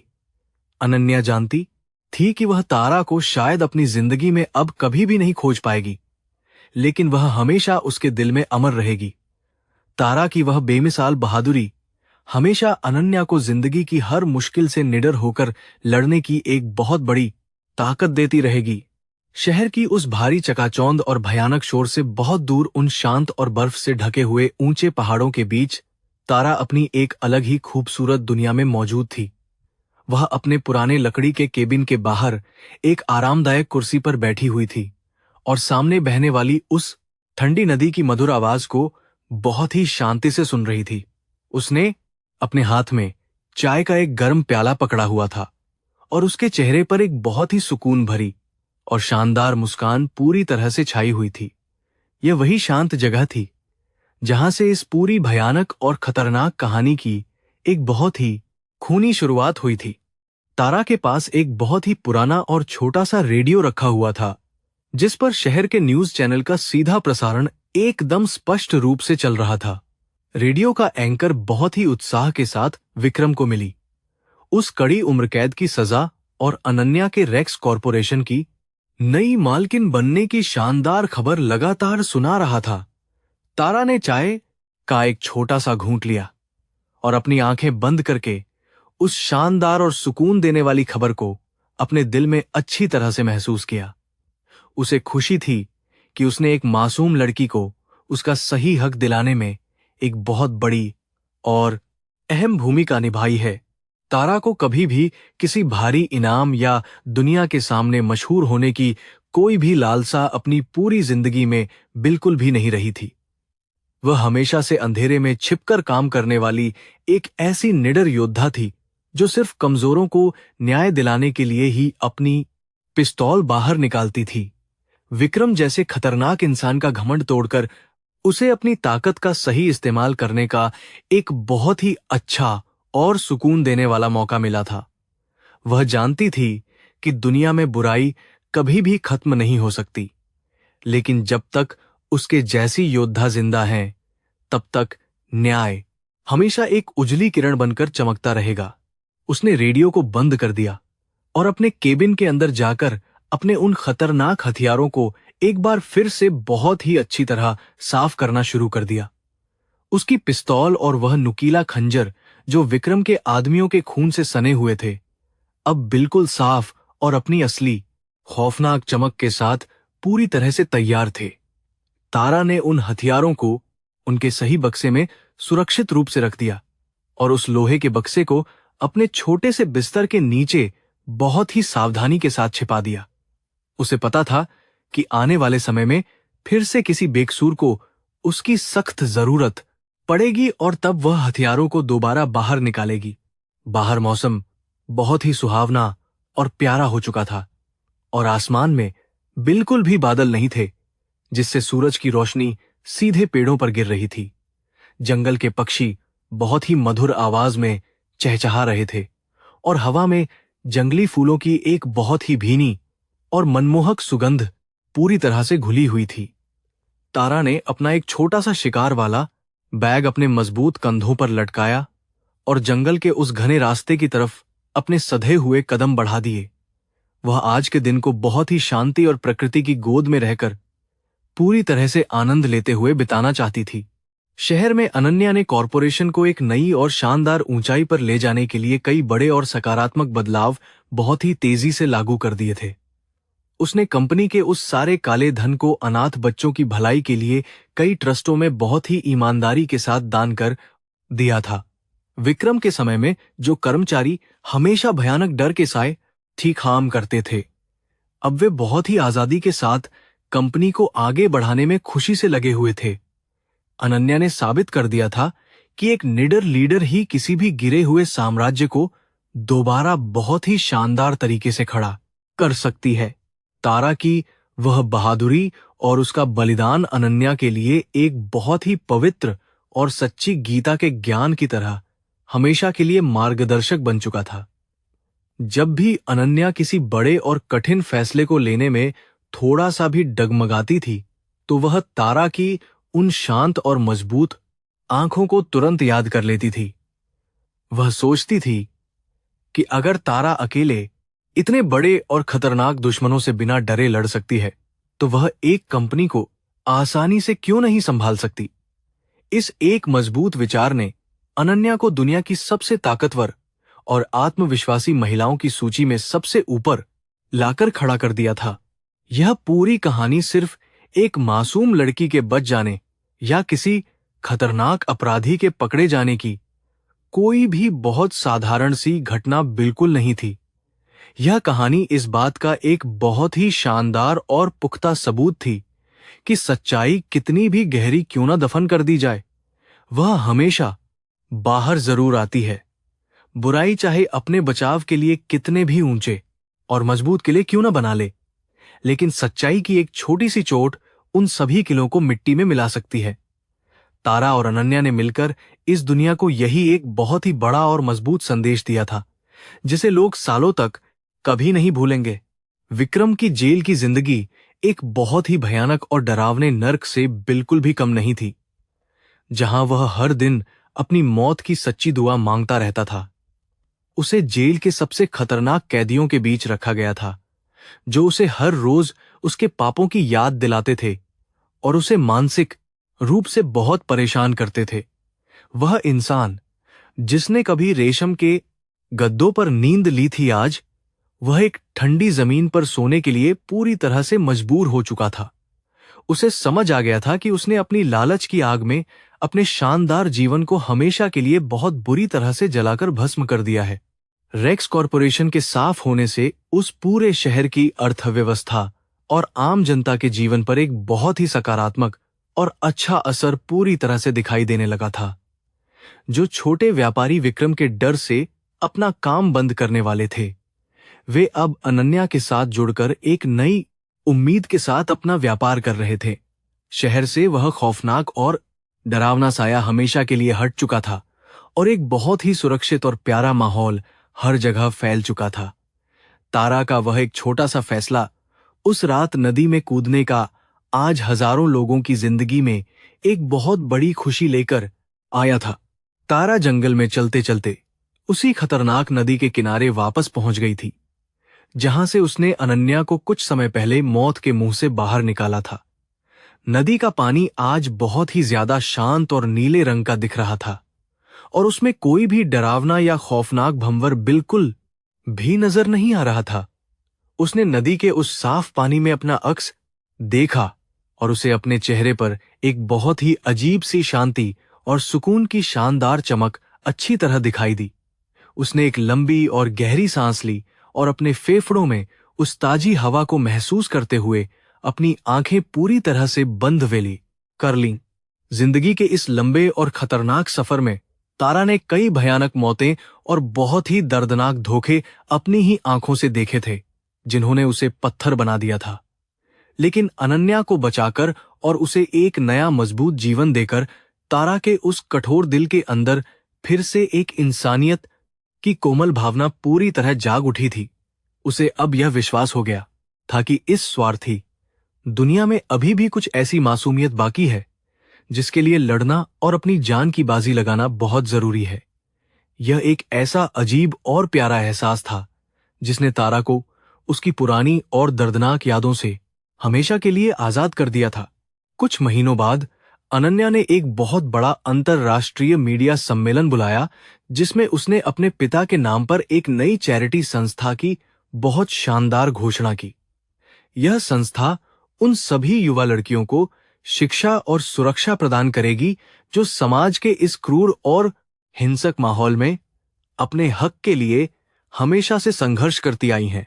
अनन्या ने अपने भाषण में कहा कि मेरे जीवन में एक ऐसी अदृश्य रक्षक आई थी जिसने मुझे बिना डरे लड़ना सिखाया, और मैं वही रक्षक दूसरी लड़कियों के लिए बनना चाहती हूं। उसकी यह शानदार बात सुनकर हॉल में मौजूद हर इंसान अपनी जगह पर खड़ा हो गया और बहुत जोर से तालियां बजाने लगा। तारा ने यह भाषण अपने उस छोटे से रेडियो पर सुना और उसके चेहरे पर एक बार फिर से वह पुरानी और बहुत ही सुकून देने वाली मुस्कान आ गई। उसे यह जानकर बहुत ही ज्यादा खुशी हुई कि उसके उस छोटे से बीज ने आज एक बहुत ही बड़े और मजबूत पेड़ का शानदार रूप पूरी तरह से ले लिया है। अब अनन्या को उसकी कोई भी जरूरत बिल्कुल नहीं थी, क्योंकि वह खुद एक बहुत ही बड़ी ताकत बन चुकी थी जो आसानी से दूसरों का भी सहारा बन सकती थी। तारा ने अपना रेडियो बंद किया और उसे अपने बैग में सावधानी के साथ रखकर वापस अपने शांत केबिन की तरफ खामोशी से चल दी। शाम का वक्त हो चुका था और सूरज उन ऊंचे पहाड़ों के पीछे छिपने लगा था, जिससे आसमान में लाल और नारंगी रंग की एक बहुत ही सुंदर छटा बिखर गई थी। तारा ने सूखी लकड़ियां इकट्ठी की और अपने केबिन के बाहर एक बहुत ही छोटी सी लेकिन गर्म आग जला ली, ताकि रात की उस भयानक ठंड से बचा जा सके। वह आग के पास बैठकर अपनी पुरानी डायरी में कुछ लिखने लगी, जिसमें वह अपने हर सफल और खतरनाक मिशन की कुछ यादें बहुत ही खामोशी के साथ हमेशा दर्ज किया करती थी। आग की वे सुनहरी लपटें उसके शांत चेहरे को एक बहुत ही अजीब सी चमक पूरी तरह से प्रदान कर रही थीं। तारा ने अपनी डायरी के उस आखिरी पन्ने पर लिखा कि बुराई का घमंड बहुत ही जल्दी टूटता है जब कोई निडर इंसान बिना डरे उसकी आंखों में आंखें डालकर खड़ा हो जाता है। उसने विक्रम का नाम लिखा और उसके आगे एक बहुत बड़ा लाल निशान लगा दिया, जो यह बताता था कि वह खतरनाक मिशन अब हमेशा के लिए पूरी तरह से खत्म हो चुका है। उसने अनन्या के नाम के आगे एक चमकता हुआ सितारा बनाया, जो भविष्य की एक नई और बहुत ही शानदार उम्मीद का मजबूत प्रतीक माना जाता है। डायरी बंद करके तारा ने आसमान की उन चमकती तारों की तरफ देखा और एक बहुत गहरी और लंबी सुकून भरी सांस ली। जंगल की वह शांत रात अब पूरी तरह से जवान हो चुकी थी और जुगनुओं की एक बहुत ही शानदार चमक पेड़ों के बीच एक अजीब सा और खूबसूरत जादू बिखेर रही थी। तारा को पता था कि कल की नई सुबह उसके लिए एक बहुत ही सामान्य और बिना किसी खतरे वाला दिन लेकर आएगी, जिसमें कोई भी खूनी खेल बिल्कुल नहीं होगा। वह अपनी इस सादी और गुमनाम जिंदगी से पूरी तरह से संतुष्ट थी और उसे दुनिया के किसी भी इंसान के सामने अपनी असली पहचान साबित करने की कोई जरूरत नहीं थी। उसने आग को बुझाया और अपने उस गर्म और आरामदायक बिस्तर पर सोने के लिए केबिन के अंदर खामोशी से चली गई। न्याय और सच्चाई की यह बहुत ही शानदार और खौफनाक जीत हमेशा उन लोगों के लिए एक बहुत बड़ी प्रेरणा बनी रहेगी जो अंधेरे में उम्मीद की किसी किरण को लगातार खोजते रहते हैं। जब तक तारा जैसी शांत लेकिन खतरनाक रक्षक इस दुनिया के अंधेरे कोनों में जिंदा रहेंगी, तब तक विक्रम जैसे लालची राक्षसों का घमंड इसी तरह से मिट्टी में मिलता रहेगा। यह एक ऐसा कड़वा सच है जिसे दुनिया के हर अपराधी को अपने दिमाग में बहुत ही अच्छी तरह से हमेशा के लिए बिठा लेना चाहिए, ताकि वे कोई भी बड़ा जुर्म करने से पहले 100 बार सोचें। इस तरह एक गुमनाम नदी के किनारे से शुरू हुई वह डरावनी और खौफनाक कहानी आज एक बहुत ही शानदार और शांतिपूर्ण मोड़ पर आकर हमेशा के लिए खत्म हो गई थी। तारा ने एक बार फिर से अपनी उस गुमनाम दुनिया को गले लगा लिया था और अनन्या ने दुनिया के सामने अपनी एक बहुत ही मजबूत पहचान बना ली थी।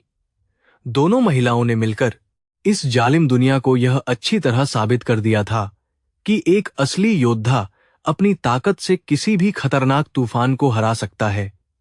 रात के सन्नाटे में वह जंगल और भी ज्यादा सुरक्षित और खूबसूरत लग रहा था, जहां अब